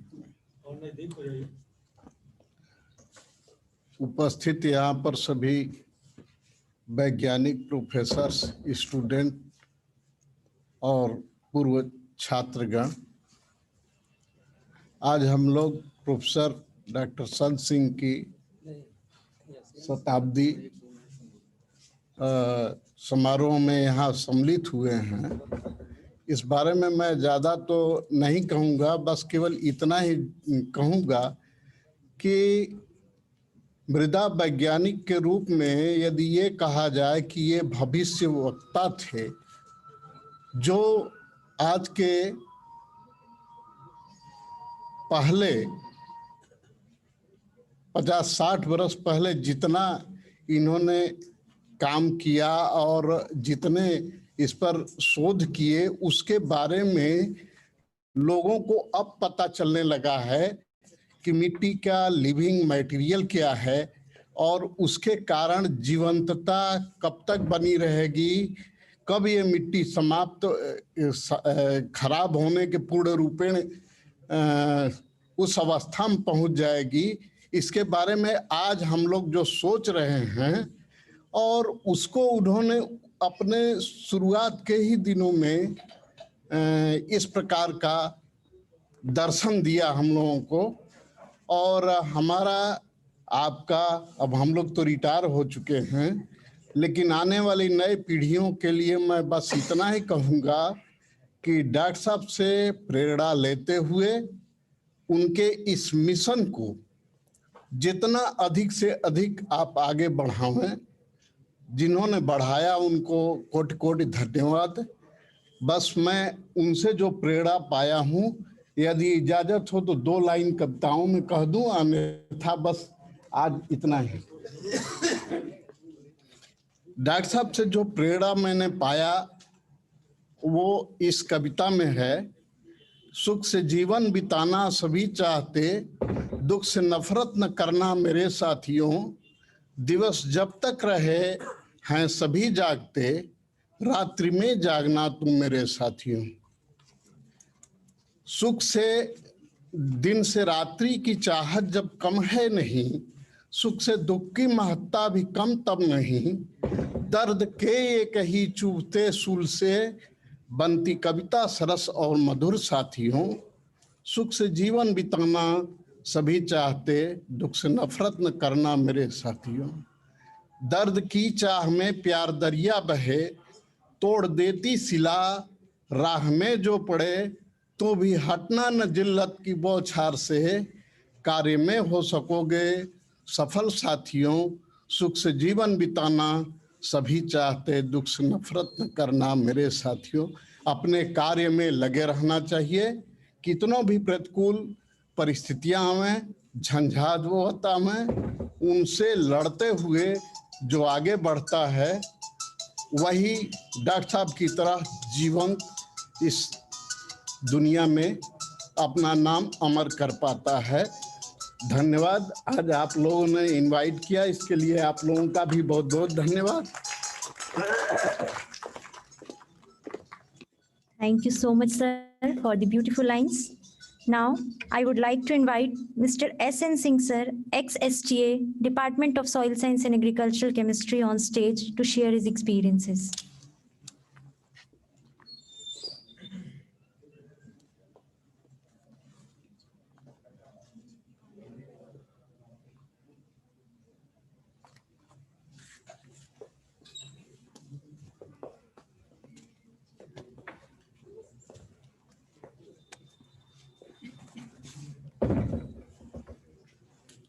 सबसे पहले मैं अपने डॉक्टर संत सिंह साहब को शत शत नमन करता हूँ और इनका हम तो कहेंगे कि इनका हम कितना भी गुणगान करें, अपने जीवन में हमको इन्होंने क्या क्या दिया, क्या क्या नहीं दिया, वो कम ही है। इनका गुणगान कितना करें हमारे लिए वो कम है। और सबसे पहले हमारा इनका मिलन हुआ था 1959 में, जब हम B.H.U में एडमिशन लेने के लिए आए थे। तब इनके संपर्क में आया, इन्होंने हमको काफ़ी कुछ समझाया बुझाया, मिले थे इनसे और एडमिशन में भी इन्होंने हमारी काफ़ी मदद की। उसके बाद गुरु के रूप में हम इनसे शिक्षा भी प्राप्त किए, शिक्षा भी दिए। और उसके बाद कुछ समय बीतने के बाद 1964 में और इन्हें ने हमारी नियुक्ति अपने विभाग में की, इसी विभाग में सॉइल साइंस में। और उसके बाद तरह तरह के मतलब हमको तो कोई ज्ञान नहीं था इसके बारे में कि कैसे क्या ऑफिस वर्क है क्या नहीं है, एकदम राहन थे उस समय। इन्होंने और हमको ऐसा ट्रेनिंग देना शुरू किया कि धीरे धीरे धीरे धीरे हमको ऐसा सक्षम बना दिया। शुरू में क्या किए, चूँकि मैं विभाग में एकदम अकेले था, lab work, office work, store work, सब कुछ का दारोमदार अपने ऊपर था। तो धीरे धीरे हमको सिखाते सिखाते पहले ऑफिस वर्क सिखाना शुरू किए। ऑफिस वर्क के लिए क्या किए, पहले अपने यहाँ बुलाते थे एज स्टोनो और हमको डिक्टेशन देते थे। कोई भी लेटर राइटिंग होता था, कुछ भी करना होता था तो डिक्टेशन देते थे। डिक्टेशन देने के बाद जाए इसको किसी तरह से, उस समय टाइपराइटर वगैरह कुछ नहीं था विभाग में, जाओ इसको अच्छा कहीं से आप उसको टाइप करा के लेके आइए। जाते थे, कहीं उस ऑफिस में गए तो उनसे सिफारिश किए, कहीं स्टेनो के पास गए तो उनसे सिफारिश किए, अच्छा भैया किसी तरह से कर करा के लेके आओ, इनको दिए। उसके बाद दूसरा स्टेज क्या आता है कि अब आप जो कुछ हम बता रहे हैं मैटर, उस पर आप ड्राफ्ट बना के लेके आओ। तो उस पर हम क्या करते थे कि जब ड्राफ्टिंग करते, ड्राफ्ट बना के लेके जाते थे तो उसमें जो उचित होता तो वो सुधार करते थे। उसके बाद करेक्शन करने के बाद तब फिर अच्छा इसको कंप्लीट करके लेके आओ। उसके बाद धीरे धीरे धीरे धीरे ऐसा ट्रेनिंग इन्होंने हमको दिया कि जब न ड्राफ्टिंग की ज़रूरत पड़ी न तो किसी से कंसल्टेशन की ज़रूरत पड़ी, लेटर बनाओ लेके जाए, सामने रख दो, दस्तखत हुआ लेके जाने दो, सारा करेस्पॉन्डेंस फ्री होने लगा एकदम। और इन्होंने तरह तरह की शिक्षा हमको दी, जैसे कि जीवन कैसे बिताना चाहिए, जीवन में आगे कैसे बढ़ना है, सफलतापूर्वक जीवन कैसे जीना है। और इनके अंदर सब चीज़ सिखाने की जो बातें थी वो तो सिखाए ही, भक्ति भाव भी हमको सिखाया इन्होंने। ये जो इस समय साईं बाबा का बड़ा आ रहा है टीवी में, तो साईं बाबा के बहुत बड़े भक्त थे। साईं बाबा की एक बुलेटिन भी हमको दिए थे कि देखो एस.एन. सिंह, इसके आधार पर रहना है, इसी के आधार पर मन बनाना है, इसी के आधार पर चलना है, हमेशा सफलता मिलेगी।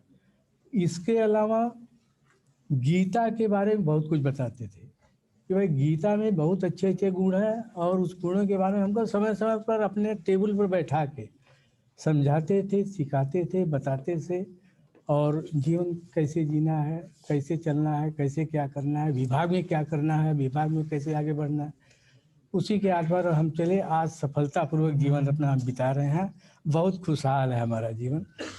इसीलिए डॉक्टर साहब को एक बार फिर सत सत नमन करते हुए आप सबको प्रणाम करते हैं।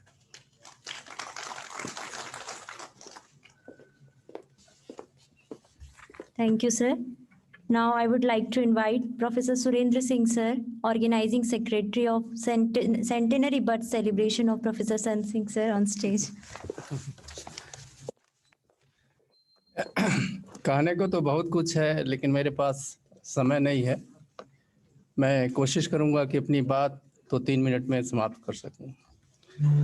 मैं यहाँ पर 1976 में B.H.U A.G. में एडमिशन लिया और संजोग से 1979 में सर से एक इलेक्टिव कोर्स पढ़ने का मुझे मौका मिला था।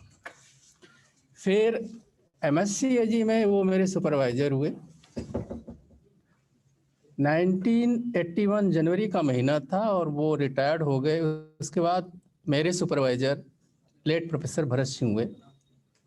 जब मैंने MSc A.G. कर लिया तो मुझे एक अपॉर्चुनिटी मिली उनके साथ प्रोजेक्ट ज्वाइन करने का। वो प्रोजेक्ट पायराइट पे था। Pyrite as a sulphur source as a को fertiliser in oil seeds and pulses. Anyhow मैंने वर्क स्टार्ट कर दिया।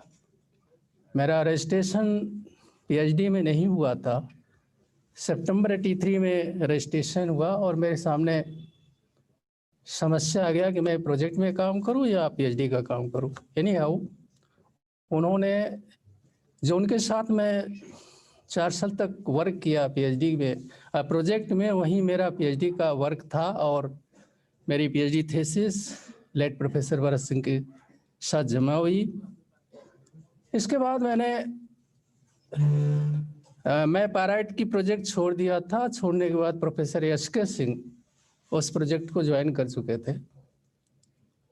उसके बाद मैं UP Council of Sugarcane Research में रिसर्च एसोसिएट के पोस्ट पर गया। 1 साल वो एक्चुअली परमानेंट पोस्ट के अगेंस्ट थी साइंटिफिक ऑफिसर के। मैं वहाँ पर था। इस बीच में मेरा appointment as assistant professor Birsa Agriculture University Ranchi हो गया। 17 जुलाई को मैं वहाँ ज्वाइन किया था और मैं वहाँ से चला आया। इसलिए चल रहा है कि मेरा वहाँ मन नहीं लगता है, नई नई जगह है, नए लोग हैं और मेरा यहाँ शुगर केन में नौकरी कन्फर्म था। तो मैं सर के यहाँ बस उनकी एडवाइस लेने के लिए गया था कि मैं बिरसा एग्रीकल्चर यूनिवर्सिटी में नौकरी नहीं करना चाहता हूँ, क्योंकि वो अदर स्टेट है और मैं यहाँ पर अपने यूपी में रहूँगा, ये नज़दीक है। दोनों का स्केल सेम था, एक 700-1300 का था, एक 700 से 1600 का था। लेकिन उनकी बात आज मुझे याद आती है और सही समय पर सही बात उन्होंने कहा था कि देखो, अगर यूनिवर्सिटी सिस्टम में रहोगे तो अपॉर्चुनिटी ज़्यादा मिलेगा, अच्छा रिसर्च करोगे, अच्छा टीचिंग करोगे, और गन्ने में रहोगे तो सड़ जाओगे। यही बात मेरे कैरियर का टर्निंग पॉइंट बना और मैं किसी तरह अपने को वहाँ 1-2 महीने देखा कैसे एडजस्ट हो सकते हैं। और उन्हीं की प्रेरणा से यहाँ आने के पहले मैं 12-14 प्रोजेक्ट एज ए PI को PI हैंडल किया था और 10 साल लगातार सल्फर पर वर्क किया, सॉयल प्लांट एस्टिक सॉयल में। और पायराइट को वहाँ भी मैंने यूज किया, जिप्सम को यूज किया, नेशनल अवार्ड मिला। तो ये सब उन्हीं का सही समय पर सही राय देने का परिणाम रहा और मैं जीवन भर उनके लिए आभारी रहूँगा। धन्यवाद।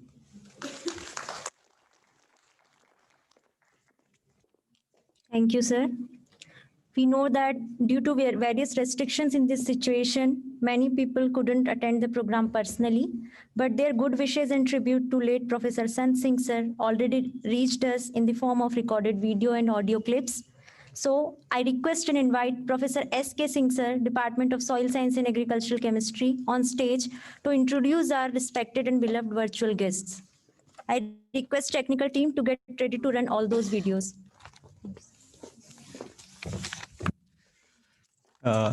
मित्रों, समय बहुत कम है, इसलिए सबको नमस्कार। जहाँ तक यहाँ पे आपने प्रोफेसर संत सिंह के बारे में, जो कि एक महान वैज्ञानिक थे, उनकी जन्म शताब्दी समारोह मनाने के लिए हम लोग उपस्थित हुए हैं। तो उसके क्रम में आपने बहुत सारे संस्मरण सुने, लेकिन उनके बहुत सारे स्टूडेंट्स या कुछ नियर डियर हमारे पास करीब 9-10 जो है ऐसे रिकॉर्डेड ऑडियो वीडियोज हैं, छोटे छोटे हैं, इसलिए ज़्यादा समय नहीं होगा आपका।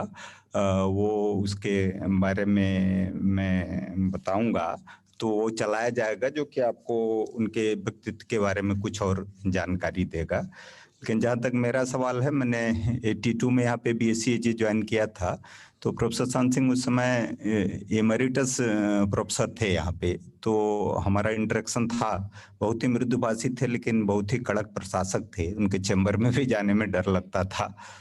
हालांकि मेरा गांव उनके गांव के बिल्कुल बगल में ही था, लेकिन यह है कि चैम्बर में घुसना उस समय बहुत बड़ी बात होती थी।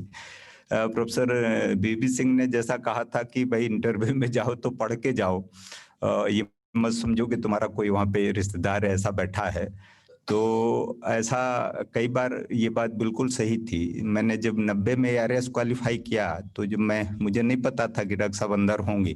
मैं अंदर घुसा तो गया तो देखा डॉक्टर साहब भी बैठे थे जो है इंटरव्यू बोर्ड में। तो मैं बहुत ही खुश हुआ। मैंने सोचा कि चलिए जो है अच्छा है, लेकिन मेरा ऐसा इंटरव्यू हुआ, सबसे ज्यादा सवाल डॉक्टर साहब नहीं पूछे। उस समय तो मुझे बड़ी निराशा हुई। कस के खूब इंटरव्यू हुआ, ऐसा नहीं लगा। तो मैं बाहर निकल के बहुत निराश था, लेकिन यह कि भगवान की कृपा थी कि मैं उसमें सफल भी हुआ। न केवल सफल हुआ, मैंने उस पूरे बैच में प्रथम स्थान भी प्राप्त किया था। तो ये छोटा सा संस्मरण है। लेकिन मैं अब पहला जो मैसेज है वो एक ऑडियो मैसेज है। डॉक्टर साहब के अंडर में PhD किया था सॉइल ऑर्गेनिक मैटर पे ही। डॉक्टर राम मोहन सिंघल जी, जो कि एक DDG रिसर्च जो है Indian council of forestry research Dehradun में से रिटायर हुए, वहाँ पे थे। तो मैं अपने टेक्निकल टीम से आग्रह करूंगा कि इस ऑडियो को कृपया चलाएं।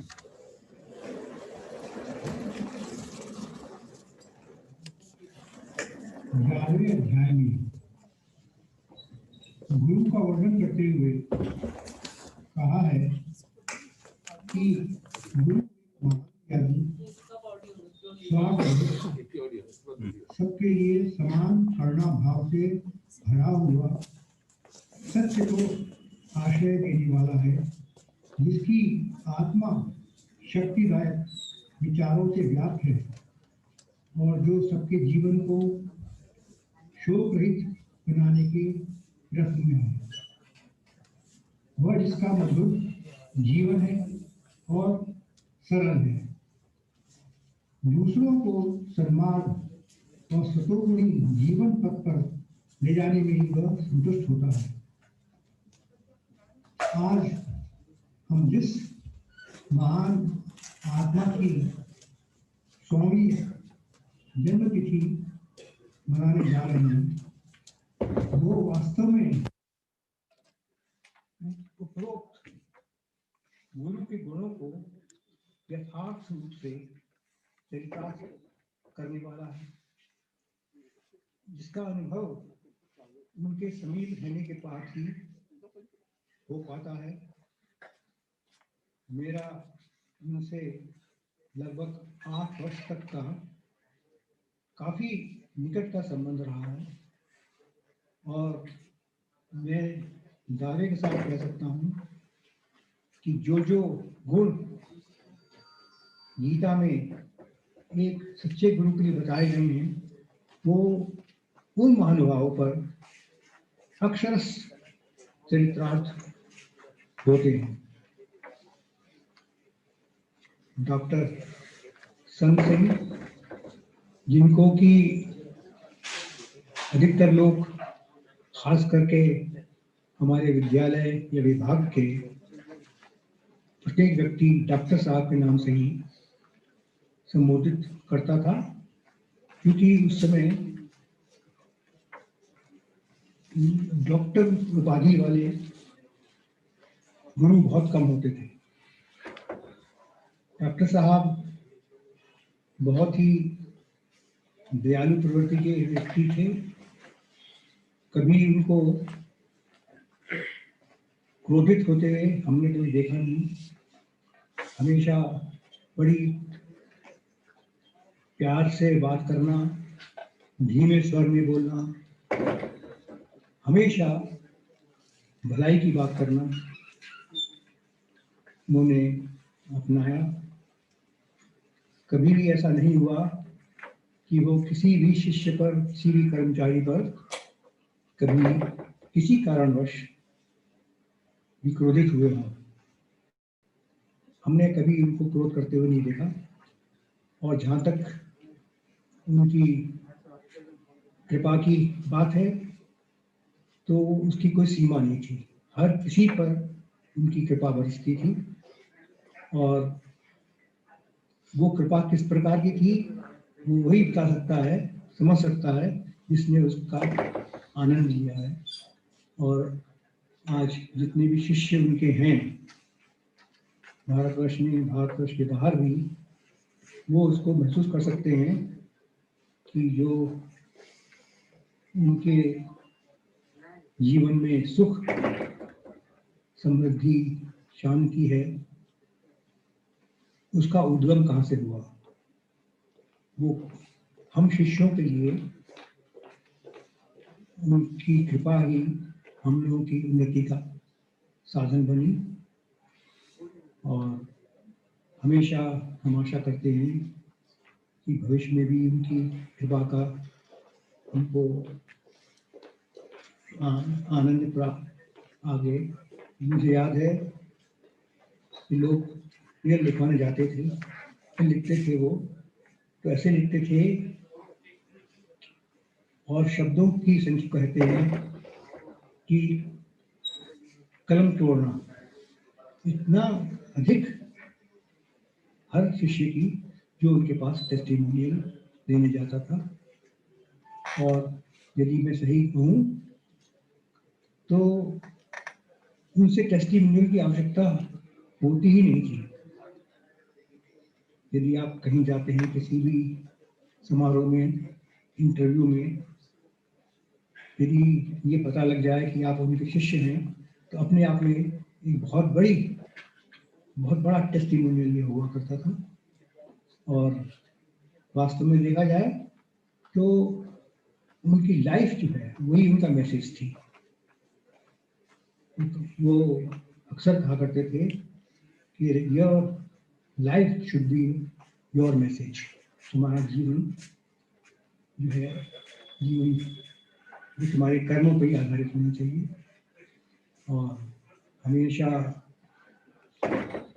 वो साधना के पथ पर चलते थे और उनको देख के ही ज्ञान होता था कि कितने बड़े साधक हमारे सामने खड़े हैं। जो कुछ भी हम हैं आज, जो कुछ भी हमारी उपलब्धि है, वो सब उन्हीं के आशीर्वाद का ही प्रताप है। अगर कहा जाए तो बहुत कुछ कहने को है, लेकिन चूंकि समय का अभाव है, मैं इतना ही कह करके अपनी वाणी को विराम देता हूँ। धन्यवाद।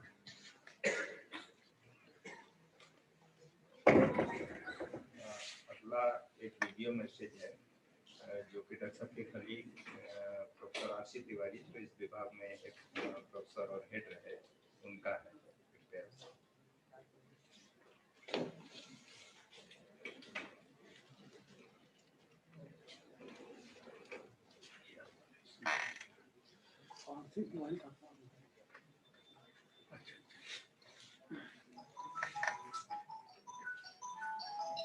मित्रों, आज एक ऐसा शुभ अवसर है, इतना महत्वपूर्ण दिन है कि हम सब एक प्रख्यात वैज्ञानिक स्वर्गीय डॉक्टर संत सिंह की 100वीं जयंती पर उन्हें याद कर रहे हैं।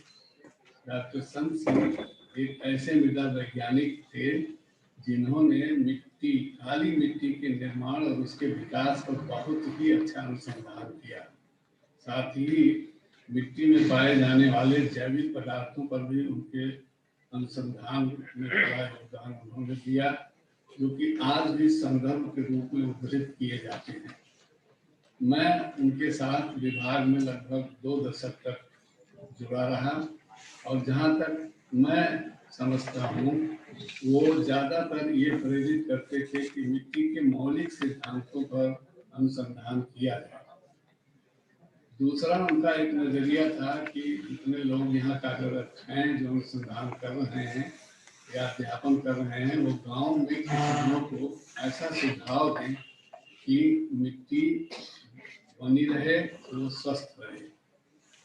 डॉक्टर संत सिंह एक विचारशील, बहुत संयम से रहने वाले निष्ठभाषी प्रोफेसर थे। सदा उनकी यादें हम लोगों के रहेंगी, उन्हें उनकी यादें। और इस अवसर पर जो आप लोगों ने आयोजन किया है, इसके लिए हम बहुत बहुत कृतज्ञ हैं। और आप लोगों ने बुला के हमको डॉक्टर साहब के बारे में कुछ कहने के लिए कहा, इसके लिए बहुत बहुत धन्यवाद। अगला वीडियो जो है वो प्रोफेसर H.P. जी का है, जो इस विभाग के एक्स प्रोफेसर और हेड थे, डॉक्टर साहब के कलीग थे। डॉक्टर संत सिंह की 100वीं जयंती के अवसर पर मैं आपके बीच अपने कुछ संस्मरण बांटना चाहता हूँ। मैंने मार्च 1966 में इस विभाग में अपनी सेवा प्रारंभ की। उस समय यह विभाग एग्रीकल्चरल केमिस्ट्री सेक्शन के रूप में जाना जाता था और डॉक्टर संत सिंह साहब सेक्शन इंचार्ज के रूप में। वस्तुतः उस समय कॉलेज ऑफ एग्रीकल्चर एक सिंगल डिपार्टमेंट कॉलेज था और फैकल्टी ऑफ टेक्नोलॉजी के अंतर्गत आता था। डॉक्टर संत सिंह साहब ने अपने सहयोगियों के साथ मिलकर के फैकल्टी ऑफ एग्रीकल्चर की स्थापना की। फैकल्टी ऑफ एग्रीकल्चर की स्थापना हो जाने के उपरांत एग्रीकल्चरल केमिस्ट्री सेक्शन का नाम बदल करके department of soil science and agricultural chemistry किया गया। डॉक्टर संत सिंह साहब एक अत्यंत ही कर्मठ व्यक्तित्व थे। उनका मृदा विज्ञान में विशेष रूप से सॉइल जेनेसिस, सॉइल केमिस्ट्री एवं सॉइल ऑर्गेनिक मैटर में रुझान था। उनके समय में मिर्जापुर की लाल एवं काली मिट्टियों पर अनेक शोध हुए एवं शोध पत्र भी प्रकाशित हुए। पिछले दशकों में विभाग ने अत्यंत ही तरक्की की है। विभाग के कर्मठ अध्यापकों एवं कर्मचारियों ने मिलकर के इस काम को किया है और विभाग को देश के सर्वोच्च शिक्षण संस्थानों में मृदा विज्ञान शिक्षा के लिए पहुंचा दिया है। आज विभाग में कार्यरत अध्यापकों एवं कर्मचारियों की मैं प्रशंसा करता हूं एवं विभाग के उज्जवल भविष्य की कामना करता हूं। धन्यवाद।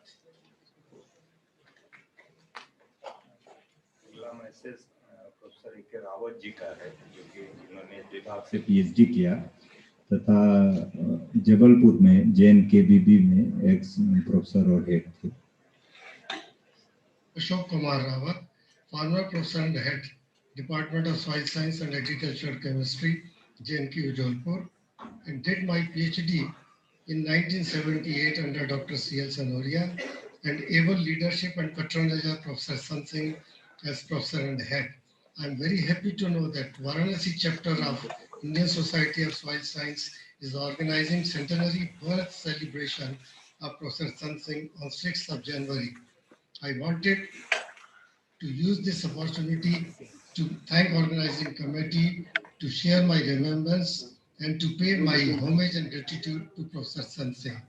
I always remember him and can never forget him by his smiling face, low pitch of voice and simplicity with high thoughts. He was a very strict teacher and never compromised with his principles.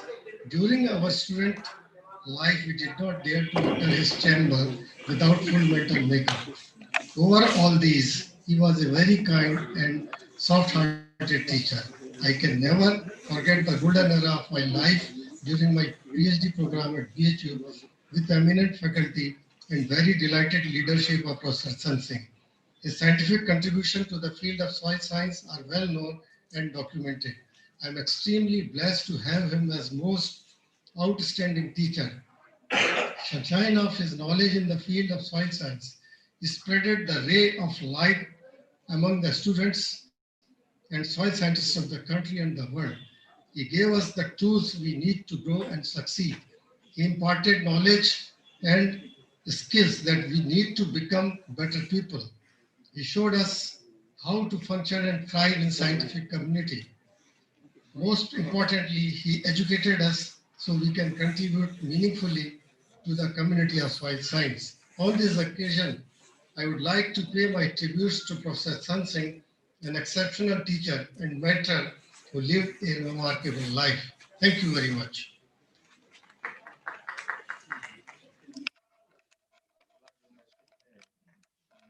पत्र के रूप में है, मैं अपने technical team से कहूँगा ये अंडर में पीएचडी किए हुए इनके छात्र डॉक्टर आर्यश सिंह रमाशंकर सिंह जी, जो कि हमारे यूपी ऑटोनॉमस कॉलेज के वाराणसी के एक्स प्रिंसिपल रहे हैं, तो वो मैसेज कृपया लीजिए।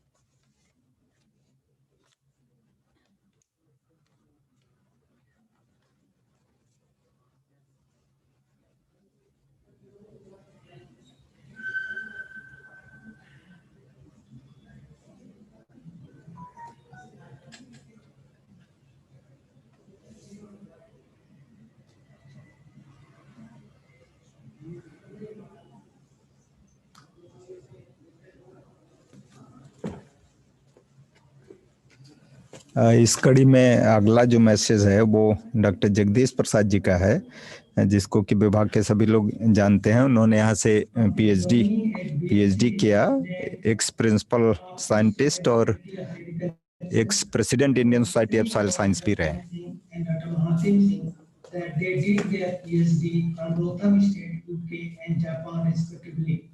Later on, I could know that Dr. Sant Singh had been asked to submit his research findings for consideration of Nobel Prize. Dr. Sant Singh took 2 classes in elective course of soil science and agricultural chemistry on mineralogy of soils and in particular diet of correct and red soils. I noticed him with a hard taskmaster and vibrant teacher. He asked me not to join PhD program either in plant physiology, botany, or at Tasmania University, citing arid regions and cases.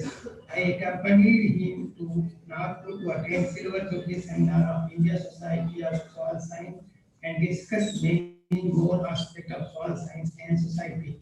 On my selection as a scientist under trial and project of B.H.U in 1985, he personally wrote me to join B.H.U, citing the arduous nature of job at ISSS and UP. He appreciated me and relied on me on many occasions, and he was guiding force in my struggle for research and academic pursuit. I bow my head to towering personality and internationally acclaimed Professor Dr. Sant Singh. अब इससे थोड़ा हट करके अगला जो message है वो doctor साहब के फैमिली फ्रेंड जो है दीपक मधोक जी का है, जो कि सभी लोग जानते हैं कि सनबीम एजुकेशनल सोसाइटी के chairman.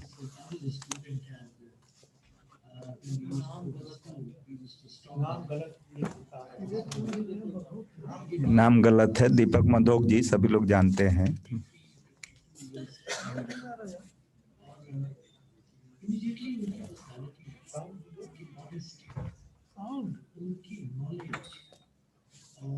Love and affection he showed to all of us was amazing. You know, we used to idolize him. We used to think about him, about the way he walked, he spoke, and he was so but very disciplined. And he made a name for himself in his research, in his scientific exploits, and as a milestone in his department. Dr. Sant Singh will always be remembered as a mentor par excellence, once again. And it's a great loss to the scientific community. He was a leader, he was of the old school, and he left so many memories behind for us. And as we grew up, we always looked up at him. We always thought that इनके जैसा हमको बनना है. Professor Dr. Sant Singh, we salute you. And all the best to this conference from my side. Signing off, Deepak Madhuk. दो message हमारे पास और हैं बस अब। आप सभी लोगों ने जैसा कि जानते हैं कि प्रोफेसर संत सिंह जी के 4 सुपुत्र थे। तो सबसे बड़े प्रोफेसर ए.पी. सिंह जी जो हमारे डीन हैं इस समय, और प्रवीण जी जो बैठे हैं यहाँ पे, ये मेरे क्लासमेट थे। ये इनका आपने इनके सुन लिया, लेकिन 2 सुपुत्र और भी हैं डॉक्टर साहब के जो काफ़ी अच्छे पदों पे हैं। तो उनका मैसेज जो है रिकॉर्डेड मैसेज आप देखेंगे। उस कड़ी में जो दूसरे नंबर के हैं डॉक्टर रवि प्रकाश सिंह जी, ये इंटरनेशनल एग्रीकल्चर इंस्टीट्यूट में CGIAR सिस्टम में सिमिट में डिस्टिंग्विश साइंटिस्ट हैं, जो कि आप सभी लोग जानते हैं, बड़ी बात है। उनका message. It is a great privilege and honor for me to pay my respect and gratitude on this auspicious centenary celebration of my father, late Professor Sant Singh, who played a pivotal role in building this Institute of Agricultural Sciences at Banaras Hindu University. Childhood struggles and experiences to overcome many difficulties people were facing at his time in British ruled India helped him develop his philosophy towards life and in setting his goals to become a highly successful person professionally, spiritually, and personally. Coming from a farming background gave my father a special love for nature, plants, soil, animals, and people.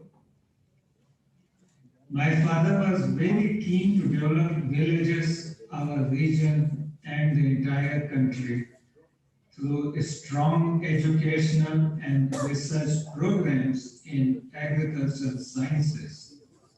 He knew the value of education from experiences in his own life and wanted to ensure that other students who came to university also received a high quality education for a greater social benefit. He helped numerous needy students to realize their dreams. I have met several of his students, not only from his own field of specialization, but also from other disciplines, who remember his contributions to their lives in various ways. This must be the reason, apart from his scientific expertise, why he was and still is respected widely. My father was also a great communicator and was gifted with a magnificent knowledge of Hindi, Sanskrit, Urdu, and English. He planted the importance of positive communication to all family members, his students, and colleagues. He also believed that our body is a temple where God, or the soul, resides, and therefore we must take good care of it.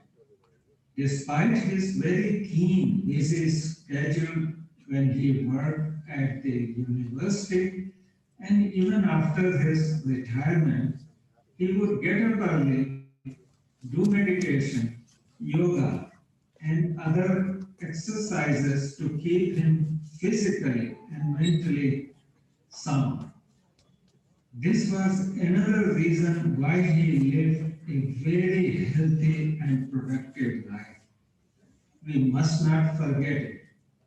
And I urge all friends and participants to allocate some of their time every day to take care of your health, which is even more important now during the COVID time.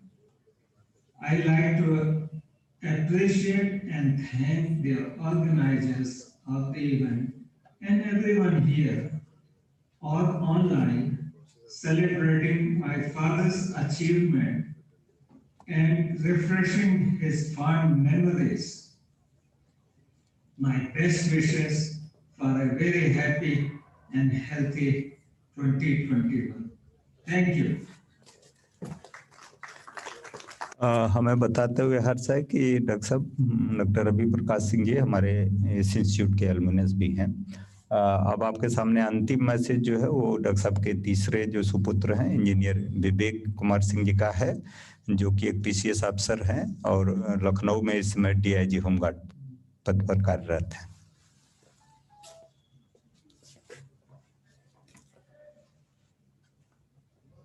इस recording को देखने वाले सभी शुभचिंतकों को सादर नमस्कार।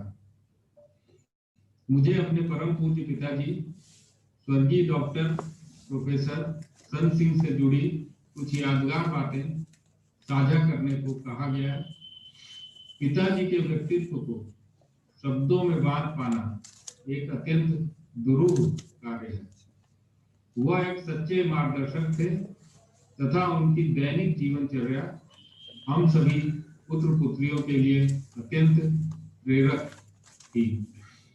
पिताजी प्रतिदिन भोर में प्रातः 3-3:30 बजे के लगभग जाग जाते थे और नित्य कर्म करने के पश्चात लगभग 2 घंटे योगाभ्यास, प्राणायाम और ध्यान करते थे। उन्होंने बचपन से ही हमें अच्छे स्वास्थ्य का महत्व समझाया तथा हमें अक्सर अपने साथ प्रातःकालीन अथवा सायंकालीन सैर या वॉक पर ले जाते थे। 1970 एवं 80 के दशक में जब दूरदर्शन भी नहीं था, तब उन्होंने हमें अनेक योगासन तथा प्राणायाम करना सिखाया। पिताजी कठोर परिश्रम करने के आदी थे। आजादी के कुछ ही वर्षों बाद 1950 के दशक में वे PhD करने लंदन गए। वे हम सबको बताते थे कि कैसे वे पानी के जहाज से कई दिनों तक चलकर लंदन पहुंचे तथा किन कठिनाइयों का सामना करने के बाद उन्हें PhD की उपाधि हासिल हुई। सॉइल साइंस के क्षेत्र में अतुलनीय योगदान हेतु 1970 के दशक में उन्हें नोबेल प्राइज हेतु नॉमिनेट भी किया गया। हम 7 भाई बहनों की शिक्षा के संबंध में पिताजी द्वारा निरंतर सार्थक मार्गदर्शन दिया गया, जिसके परिणाम स्वरूप सभी भाई बहनों ने उच्च शिक्षा प्राप्त की तथा सभी भाई उच्च पदों पर आसीन हैं तथा सभी बहनों के लिए उच्च पदस्थ दामाद प्राप्त हो सके। अब मैं अपना एक संस्मरण सुनाता हूँ। शुरुआत में बचपन के समय मेरी हिंदी और अंग्रेजी की हैंडराइटिंग बहुत खराब थी। जब मैं कक्षा 3 में पहुंचा तो पिताजी ने मेरी राइटिंग को सुधारने के लिए अपने एक करीबी, जिनकी राइटिंग बहुत ही अच्छी थी, को लगा दिया। वे रोज शाम को घर पर आते थे तथा प्रतिदिन एक पेज हिंदी और इंग्लिश में लिखवाते थे तथा मेरे एक अक्षर को सुंदर तरीके से लिखवाते थे। नतीजा यह रहा कि कक्षा 4 एवं 5 में मैं लगातार 2 वर्ष स्कूल में आयोजित राइटिंग कंपटीशन में प्रथम आए। पिताजी कहते थे कि अच्छी राइटिंग आपकी पर्सनालिटी को रिफ्लेक्ट करती है। आज भी जब कोई मेरी राइटिंग की प्रशंसा करता है तो मुझे पिताजी के कहे शब्द याद आ जाते हैं। इसी प्रकार जब मैं प्राइमरी में पढ़ता था उस समय अंग्रेजी की पढ़ाई कक्षा 5 के आसपास प्रारंभ होती थी। मेरी अंग्रेजी सुधारने के लिए पिताजी ने यह शर्त रखी थी कि जब भी वे हमें कोई पिक्चर दिखाएंगे या भ्रमण हेतु कहीं दूर ले जाएंगे तो वापस आने पर पिक्चर की कहानी या भ्रमण का पूर्ण विवरण अंग्रेजी में लिखकर उनको दिखाना और पढ़कर सुनाना होगा। पिक्चर देखने और घूमने के लालच में मैं उनके निर्देशानुसार कार्य करता गया और उनको पढ़कर और सुनाने में उनके द्वारा जो मेरे प्रोनाउंसिएशन की कमी थी या जो ग्रामर में कमी थी निरंतर उसमें सुधार किया गया, जिसके फलस्वरूप मेरी अंग्रेजी बहुत जल्दी सुधर गई। पिताजी की संयमित, अनुशासित और अनुकरणीय जीवनचर्या का नतीजा था कि वे लगभग 94 वर्ष तक की आयु बिना किसी बीमारी के स्वस्थ रहते हुए सबके साथ रहे। आज उनकी जन्म शती वर्ष के अवसर पर मैं उनको सादर नमन करता हूं। जय हिंद। मैं कुछ सेकंड आपका और लूंगा क्योंकि मुझे बाद में आना पड़ेगा, तो इसलिए मैं सोच रहा हूँ जैसा कि हमारे निदेशक महोदय ने बताया था कि हम लोगों ने इंस्टीट्यूट में अपने अलमुनाई सेल जो पूर्व छात्र प्रकोष्ठ है उसको काफी एक्टिवेट किया है, कुछ कार्य कर रहे हैं। उसके बाद उसके लिए चर्चा करेंगे, लेकिन उसका भी एक कार्यक्रम, जब आपका ये कार्यक्रम खत्म होगा लंच के बाद, तो हम अनुरोध है कि जितने भी पूर्व छात्र आए हुए हैं वो कृपया निदेशक कार्यालय में उपस्थित होंगे। वहाँ हम लोग 5-10 मिनट लेंगे, ज्यादा नहीं जो है उसके लिए। धन्यवाद।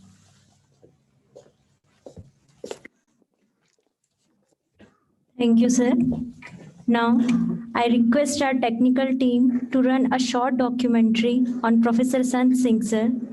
This was prepared by Dr. I.Ag.Sc.has, sir, on the occasion of Golden Jubilee celebration of our university. I request our technical team to run the video.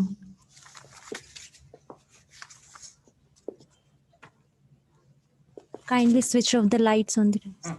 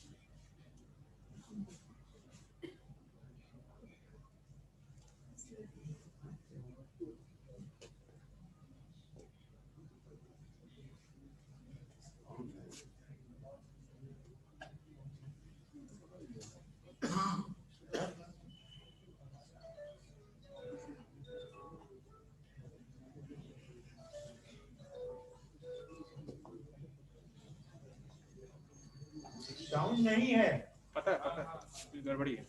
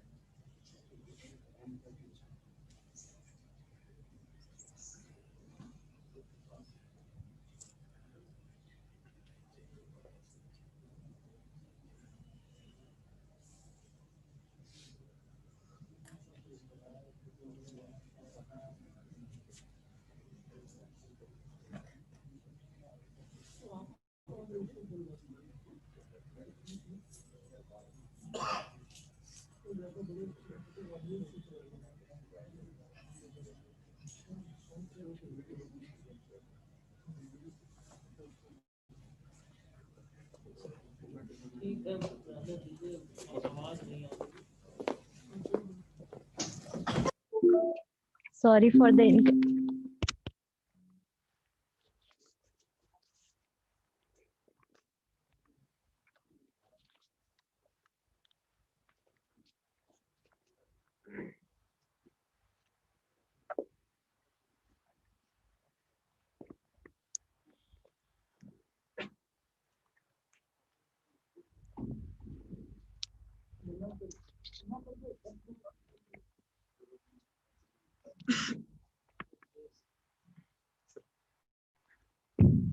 Sorry for the inconvenience. Now, I would like to invite Professor Surendra Singh sir for the vote of thanks.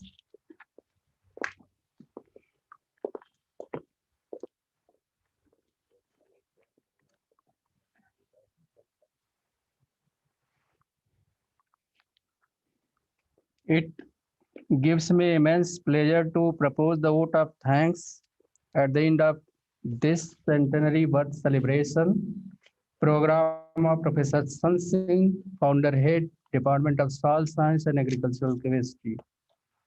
I, on behalf of the Department of Soil Science and Agricultural Chemistry, Varanasi, chapter of Indian Society of Soil Science, and my own behalf, I would like to thank our Director, Institute of Agricultural Sciences, for addressing and delivering and accepting our invitation to preside over the function.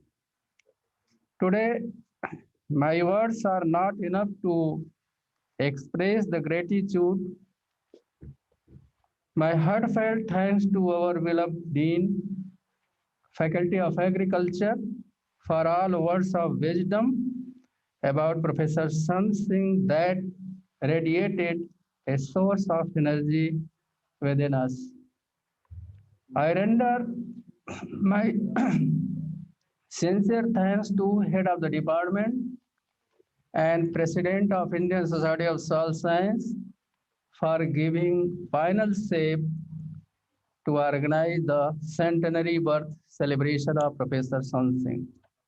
I especially thank the team of our faculty members of the department, such as General Coordination Team, DAS Management Committee, in charge Technical Committee, and Food Committee, who have been the backbone of this event. And also, I extend my thanks to our joint organizing secretary of this program. The past research work of Professor Sant Singh was unique on coloration and causes of formation of black swells. We have just listened to the powerful and thought-provoking lecture on the topic organic matter and its importance by our guest speaker, Professor F.C. Manna, which is closely related to guide future research on nature of soil organic matter. I must express my deep gratitude to our respected guest speaker. I must mention our deep sense of appreciation for all the speakers from both off and online. Recorded audio video message includes Dr. Subhash Chand Singh, Dr. R.S. Singh, Dr. B.R. Moria, Dr. Yashan Singh, Dr. Vidyanath Singh, and as online speakers, Professor R.C. Tiwari, Professor H.P. Agrawal, Dr. Ravi Prakash, Dr. Vivek Kumar Singh, Dr. A.K. Rawat, Dr. Madhu, Dr. Singhal, Dr. Jagdish, and Dr. R.S. Singh. I extend my heartfelt thanks to our most postgraduate students who always stand by us in this event. I would like to thank the members of judging committee for finalizing awards, essay and poster making competitions held among the participants of our postgraduate students. I will fail in my duty if I do not put on record my deep appreciation for the non-teaching staff of our department, especially Mr. Sesser, who has worked hard to make this program successful. I am also grateful to Dr. Praveen Kumar Singh and his family, Dr. Yashwant Singh from agronomy, and Dr. R.M. Singh, farm engineering, and what is his name? Dr. Praveen Prakash, who have come here and participated in this important program. Sorry, Dr. Ram Kumar Singh also, I am grateful to you. ये mask लगा रहने से बड़ा दिक्कत हो जाता है पहचानना कि किसको पहचाने क्या पहचाने. Anyhow.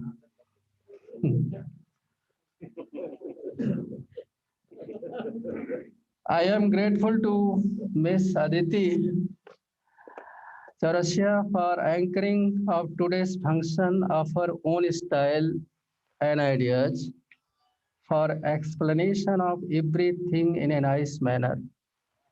Last but not the least, I am thankful to Biram Chaurasia and Dr. Kamal Bansi and Associates for helping or taking good photographs. So thank you very much. May I request you all to join us for a lunch in right side of this after national anthem. After national anthem. Okay.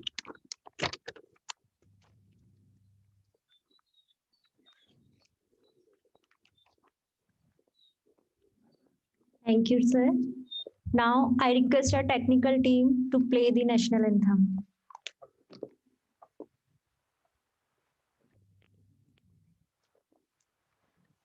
Jana Gana मन अधिनायक जय हे भारत भाग्य विधाता पंजाब सिंध गुजरात मराठा द्राविण उत्कल बंगा विंध्य हिमाचल यमुना गंगा उत्कल जलधि तरंगा तब शुभ नामे जागे तब शुभ आशीष मांगे गाहे तब जय गाथा जन गण मन कलदायक जय हे भारत भाग्य विधाता जय हे जय हे जय हे जय जय जय जय हे